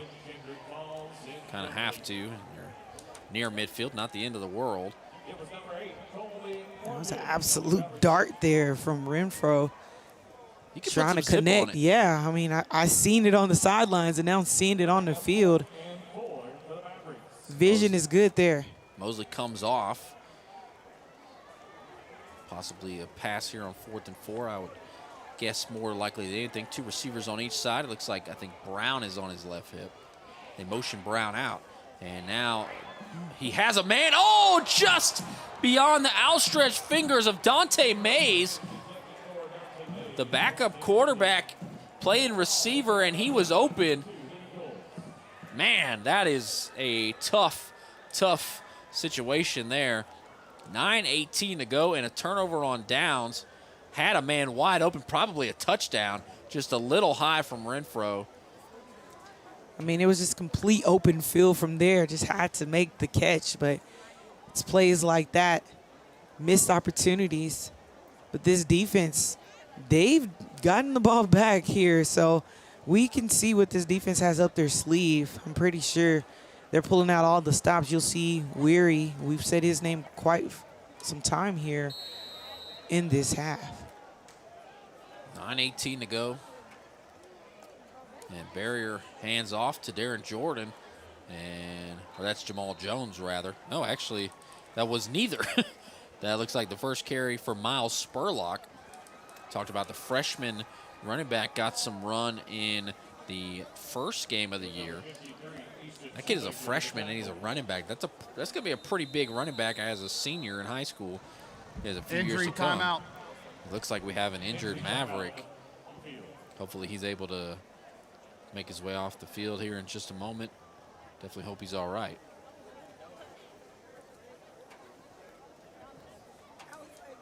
(40-28) with 8:56 to go in the fourth. Yeah, I can definitely see Barbers Hill trying to chip away a bit at the clock, maybe take some runs and get to that 3rd down option and then utilize the pass game here, or what do they do here? Do they just continue with the pass game, or do you just chip away? Yeah, I definitely feel like they're going to want to run clock, but they've been so aggressive throwing the ball down the field. I don't know at any situation if the pass is off the table, especially with a 12-point lead and just under 9 minutes to go.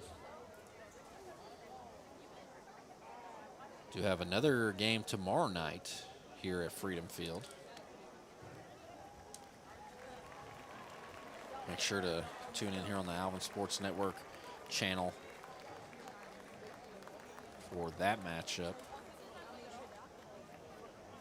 Looks like the injured player able to make his way off the field. Hopefully he's going to be okay.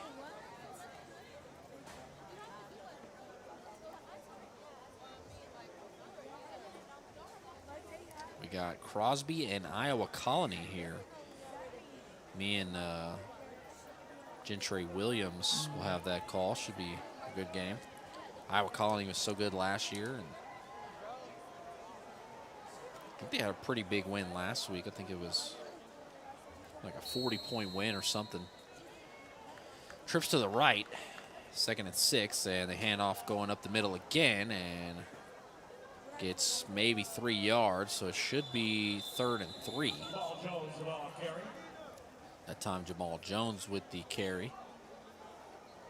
That was Spurlock again, I think. Yeah, that was Spurlock again. And that's going to bring up And now we're back at this 3rd down position here. This is 3rd and short. A lot of the ones they've picked up have seemed like 3rd and long, including a 3rd and 22 earlier. Add it to the bingo card. Trips to the left, and we'll see if they can pick up this 3rd and short. And Barry's going to take off and run himself. He's got a block. He's got room to run, and they will pick it up easily, as he was probably 6 or 7 yards downfield before he was touched. And that's tough, as the sun is setting on the Mavericks. Not over yet, but if they continue to run clock like this, it is going to be very difficult for Manvel to come back, especially if Barbers Hill scores even another field goal. Currently up by 12. A field goal would make it 15. A touchdown would really put it out of reach. Kind of a shame with how great Manvel played in that 3rd quarter. Won that quarter. But Barbers Hill has won all the other quarters. 1st and 10, and Barrier hands off to Spurlock. And not a lot of room to run there. Looks like they'll give him a gain of a yard. Yeah, like you said, that Manvel team, they really just sparked a different fire.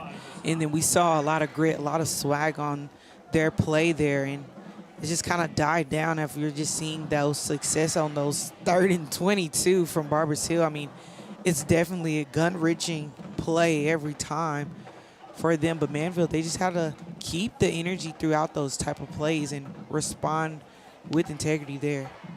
Barbers Hill going slow. The clock around 6:45, play clock down to 5 seconds, and they hand off. This time it's Jones. Jump cut and maybe a yard before he stops. Should be 3rd and 8. Seems like a tough position to get out of for anybody else, but for Barbers Hill, it's very comfortable territory. And now interesting to see if they will throw it on 3rd and 8. My guess is this is still out of the field goal range of the kicker.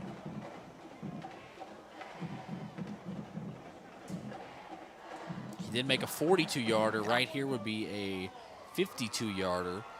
So I'm expecting a pass here on 3rd and 8. They line up in the pistol with trips to the left. Motion Jackson out of there. And now rolling right and stumbling, and Barrier cutting the other direction. And it looks like he is going to slide down after a loss of a yard. So this would be a 53-yard field goal, and I don't know that they will attempt a field goal of that distance. It's actually going to be a 54-yard field goal, so I think they're going to go for it. Or maybe they'll punt it. Barrier punted early in the ball game. He lined up like they were going to go for it on 4th down, and then he just punted it. And that might be something they do again here. Or maybe they go for it if they get the look they want. I don't know. Play clock down to 8 seconds. Should be around 5 minutes left after this play. And Barrier will punt it. And that is going to go in the end zone for a touchback. So not a big swing of net yardage. 5:04 to go. The big thing is that Barbers Hill didn't score any points there. So good stand by Manvel. And looks like there's an injured Maverick all the way at the 3-yard line. Hopefully he's going to be okay. Not sure what happened there.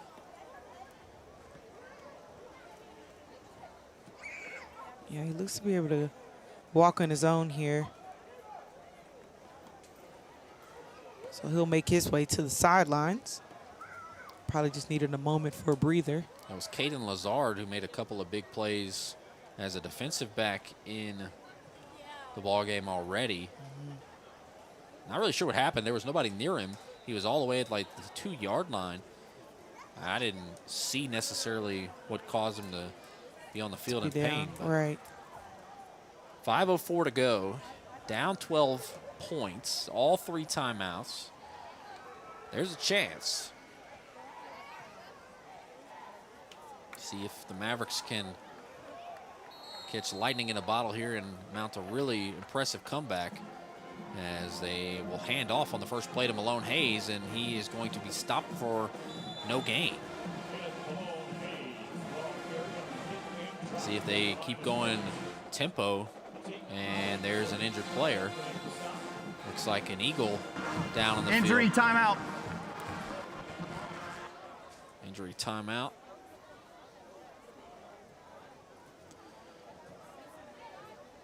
Right now, this Manvel team, they have opportunity to gain some energy here on the offense and really get some high tempo. We saw that very intense tempo in the 3rd quarter, and if they could replicate something like that and then make a big defensive play, this team could very much still be in this ball game, but it's going to take some effort and that same grit factor we saw from them in that 3rd quarter. Look like a defensive lineman down for the Eagles. Hopefully able to make his way off the field. It looks like he's up and moving. Injured player is number 98, which is not on the roster. So not 100% sure who that is. I could guess, but no 98.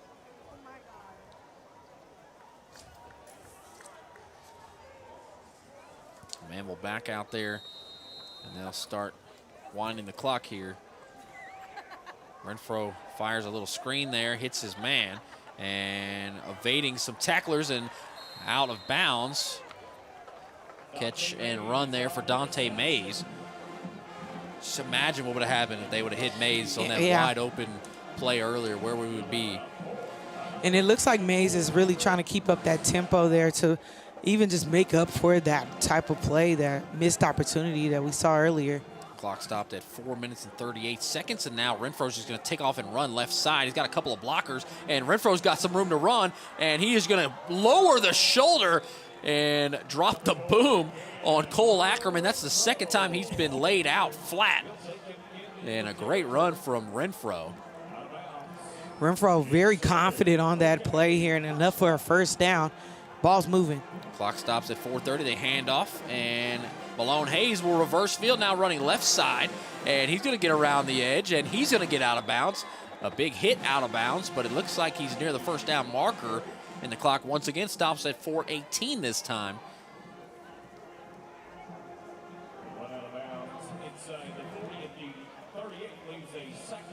Manvel doing a great job here.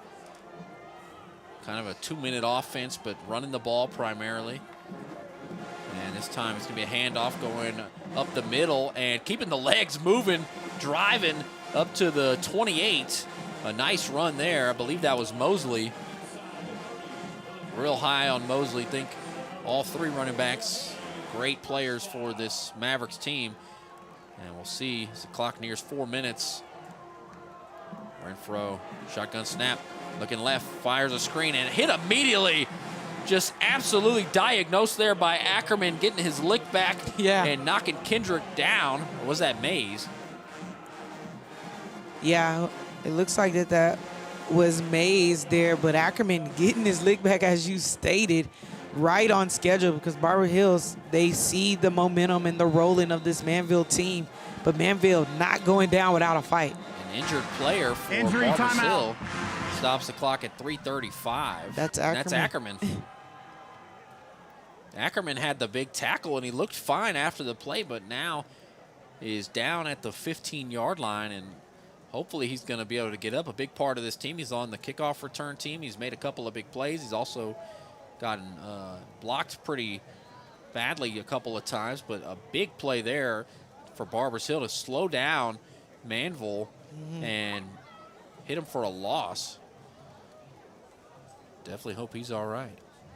And at this stage of the game, I mean, it's about conditioning and how these teams are able to just keep propelling forward, even when you're tired and you're facing that fatigueness.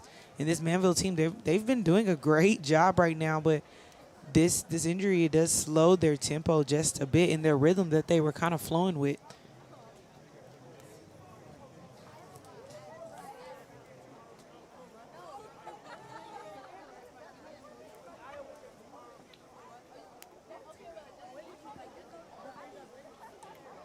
Looks like Ackerman going to be able to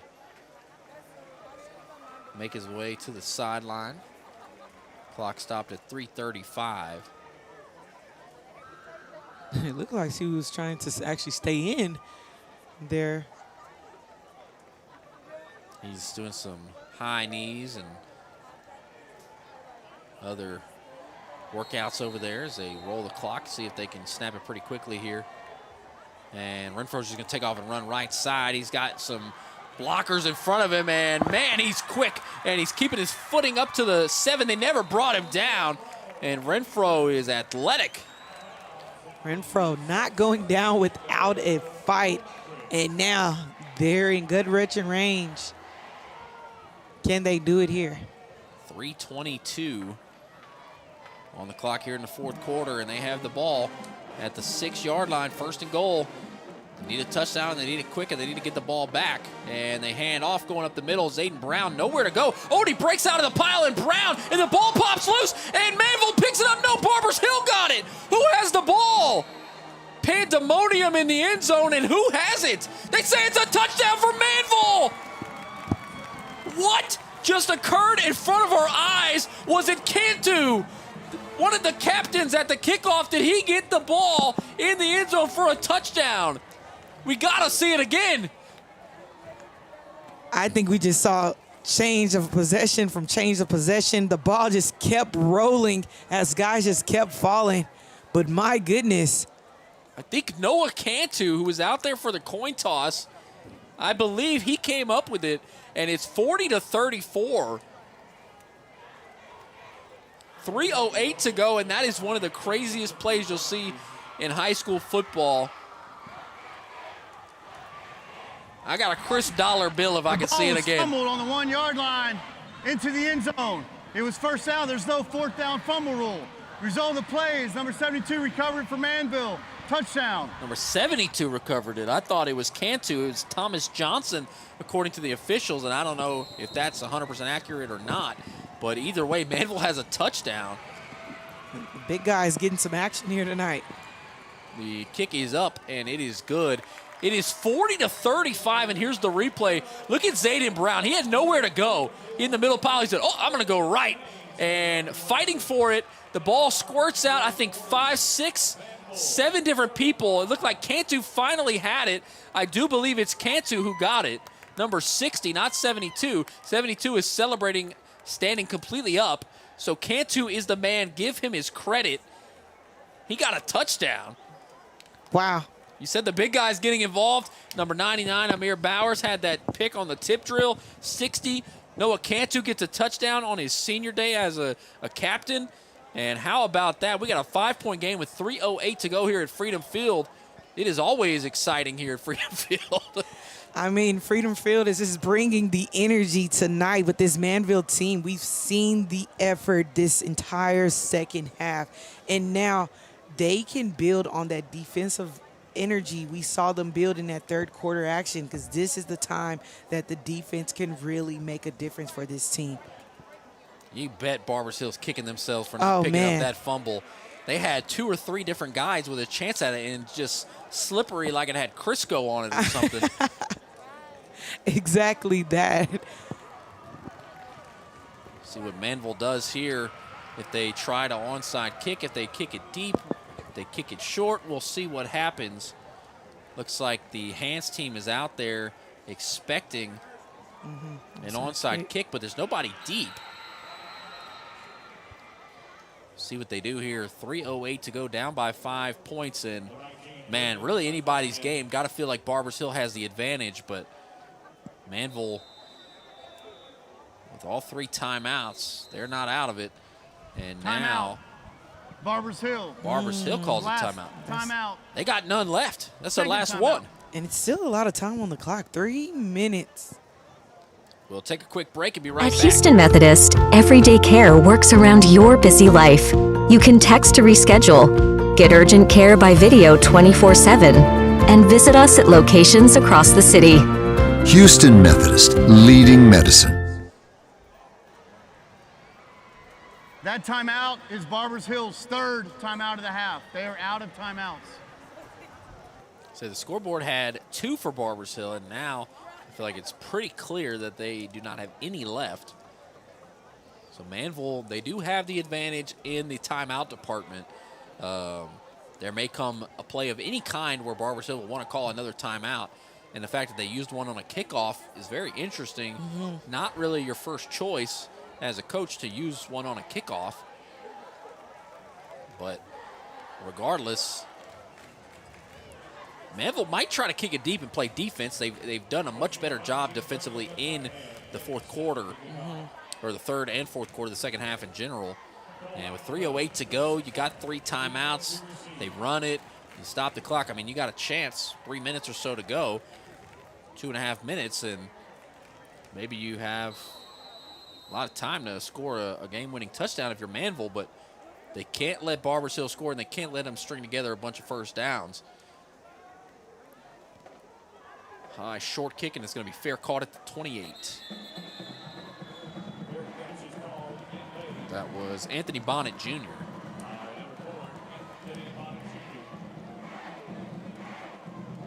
I just feel that this game is just one of those games that anything can happen right now. I can't even conclude what will happen in these next 3 minutes. I mean, we've seen it all here tonight, and I just think that this Manvel team, they have another spark of energy late here in the fourth quarter, and this Barbers Hills team, they're also not going down without a fight as well. So it's going to be a battle to the finish, and I think we're in for a show. I'm looking for number 7, Samuel Weary, to make a play here. The junior linebacker has provided us with a lot of excitement and make a stop here. Bat a ball down, force a fumble, something for the Mavericks. Keep this thing going as barrier running and not a lot of room to go. And there's Weary.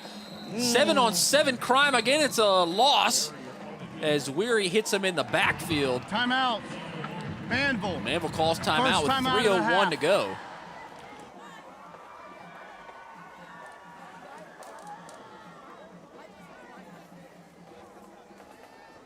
Yeah, Manvel trying to keep their guys nice and prepped here for what's to come. 2 timeouts left for Manvel. We had a 5-point game last week with Summer Creek winning 37-32 over Shadow Creek.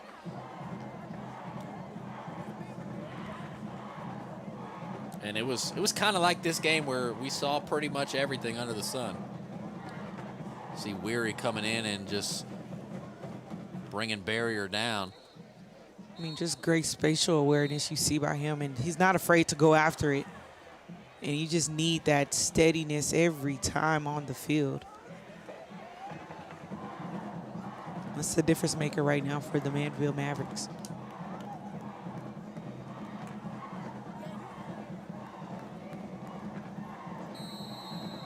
Second down and 11 from the 28.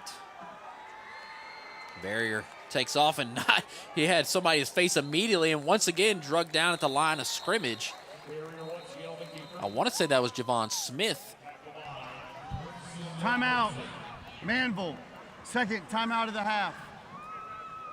Call timeout again, so they'll have one left. Who got there and made the tackle? Oh, that was number 26, Brayson Robinson. Sophomore linebacker, 6'4", 200 pounds as a sophomore. They got some, what are they feeding the kids over here, man? Man, I don't know, but they're the young ones too. And imagine the development that will happen over the years for this team. I mean, so far, so good. You know, I think kind of the unspoken truth is that Manvel had such a good football program, and then they continue to build all these other schools, and it took away from their talent pool. And, you know, you see now Iowa Colony is going to the Final 8 in 5A, and right. Shadow Creek down the road is you know, playing in 6A ball in the same district. And, you know, these schools took away a little bit of their talent, but they've still got some athletes, man. I tell you what, 3rd and 10. And it's going to be a handoff and blown up. Wow, they blow it dead. And I think it's a false start, but I would have took the result of the play there. If I'm Manvel, that would have got you the ball back. On the offense, number 77, 5-yard penalty, 3rd down. Please reset the clock to 2:55. Reset the game clock to 2:55. Noah Jenkins with the false start will make it 3rd and 15. This is not the time for those false start penalties. They did not have anything going on that play. The running back got leveled the moment he got the ball, and we'll see what they call on 3rd and 15 is Barbers Hill. They didn't really seem to want to throw the ball on that play, but I don't know. They've had so much success on 3rd and long throwing the ball. I feel like it's coming here. And they'll go with a barrier run and nowhere to go. There's a flag down again. My assumption is it's on the offense. We'll see. Didn't pick up a lot. Just a couple, and there's another injured player. It's Nicholas Kemp, the big nose tackle at 275 pounds. Illegal formation on the offense. 5 men in the backfield. Penalties decline. Be 4th down. It's going to be 4th down with the clock stopped at 2:47. It's not an ideal situation if you're Barbers Hill, but the perfect opportunity for Manvel. I like their chances. I mean, this has gone as perfect as could be, especially after the fumble at the 1-yard line. You thought really everything had kind of like ended on that play right there, but they get the touchdown, and now just a chance. I mean, you run 2-minute drills in practice, you're going to have 2.5 minutes. You're not going to have that much field to go through, and all you need is a touchdown. Timeout, Manvel. So Manvel calls timeout to stop the That's clock. That's the last timeout of the half. So now neither team has a timeout, so the remaining minutes should go relatively quickly. We'll be right back in just a moment here. Thinking about college? Well, if you're ready to achieve your ambitions, experience Alvin Community College and go from enrolled to employed, classroom to career, and potential to purpose. Come learn where you belong by making ACC your college right now.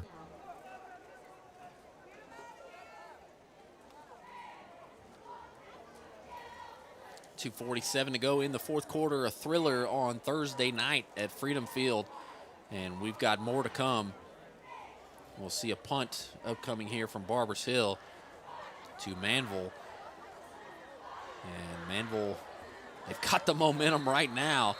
Still trailing by 5 points. They have to have a touchdown on this next drive, or else they will lose the ball game, but gotta like their chances. Oh, how the cards have changed in this game. Looks like Carnell James is back to return. There's another Maverick back there. The punter has his feet at the 15. And the punt is a low line drive. It's going to bounce, and it's going to be rolled out of bounds at the 38-yard line. So they have 62 yards in front of them and 2 minutes and 36 seconds to work with. Manvel did whatever they wanted offensively on that last drive, and the tempo and the run game has really been great for them in the second half. I mean, just building on that true resilience right now, you're just seeing it showcased by this Manvel team, and they have the opportunity to do the craziest thing in this game. I mean, it hasn't always been in their favor here today, but with that grit and the swag and the tempo, this team has a great chance. But this Barbers Hill team, they're going to give it all they got here. Renfro in the shotgun, they'll motion a man across, and they'll hand it to him on the jet sweep, and he's going to get hit by one of his own guys and only pick up a couple of yards. That was Mays. So 2nd and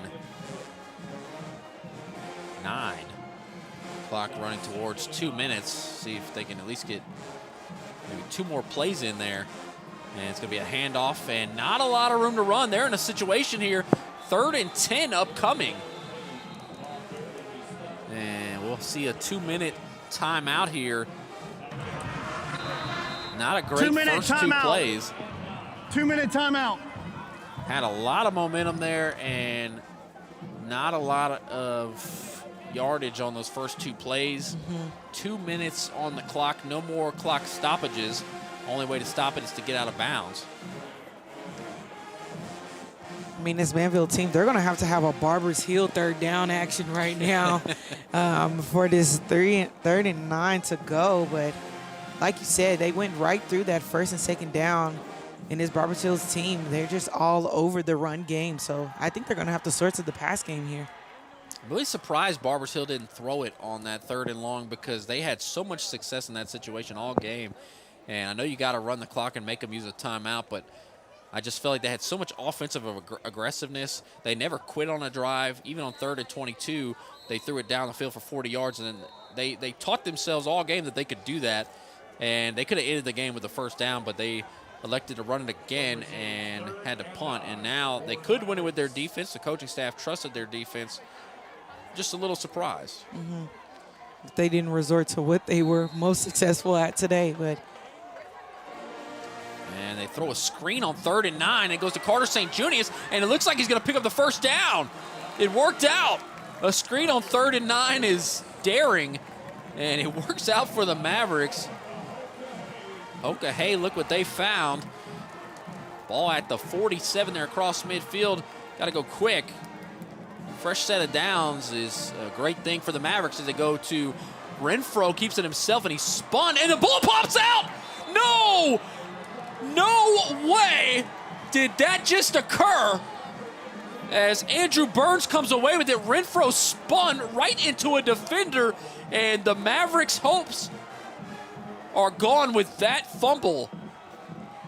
I mean, we've said it all game long that this game has just been crazy from start to 4th quarter, and just what a play there for Burns.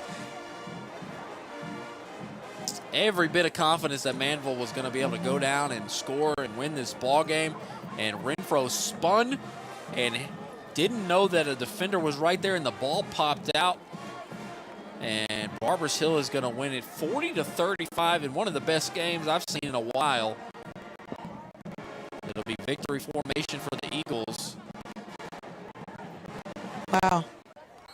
What an effort. Barrier under center. Just going to kneel on it.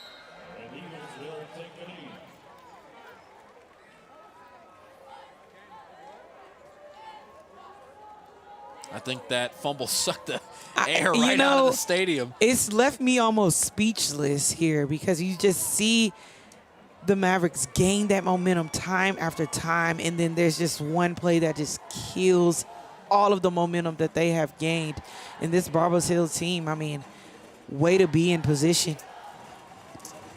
Both teams are going to have a lot to work on in practice next week. A lot of things they're probably going to wish they did differently, but Barbers Hill, a 5A team coming in, beating a 6A team on the road.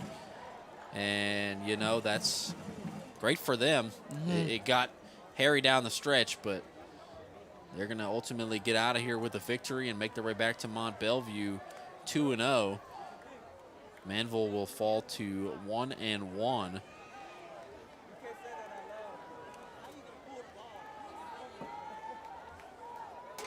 I just feel like everything in this ball game just happened so fast. Every time we thought we knew what was coming, something crazy that we haven't seen in a while or ever happened, and just a insane performance all around. Barbers Hill is going to win it 40-35, and Barrier, man, he had a great game. How about Trip Davis had a great game? The defense for Barbers Hill did just enough to keep Manvel at bay and get out of here with a victory. Yeah, Barbers Hill, I mean, things just worked in their favor. They had a lot of hiccups, a lot of penalties, a lot of false starts to add to that. But that trifecta that you just saw on that team, from Barrier to Davis to Poole, I mean, these guys, they have just shown an outstanding effort and just enough to beat this Manvel Mavericks team. 40-35, your final score. Evan Geiger and Paige Lawrence for Alvin Sports Network and Legacy Sports Network. That's going to do it for us tonight. Make sure to tune in tomorrow night. Iowa Colony and Crosby all be here with Gentre Williams. Don't want to miss that one. Thank you so much, and safe travels.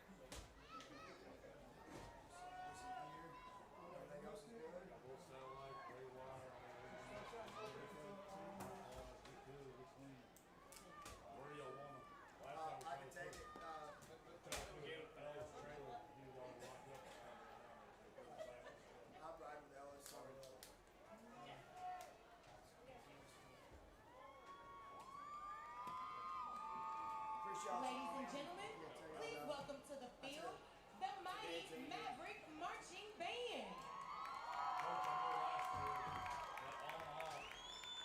Drum majors are Bella Rodriguez, Abigail Edwards, Lillian Hammond, and Eden Stout. Directors are Nathan Perry,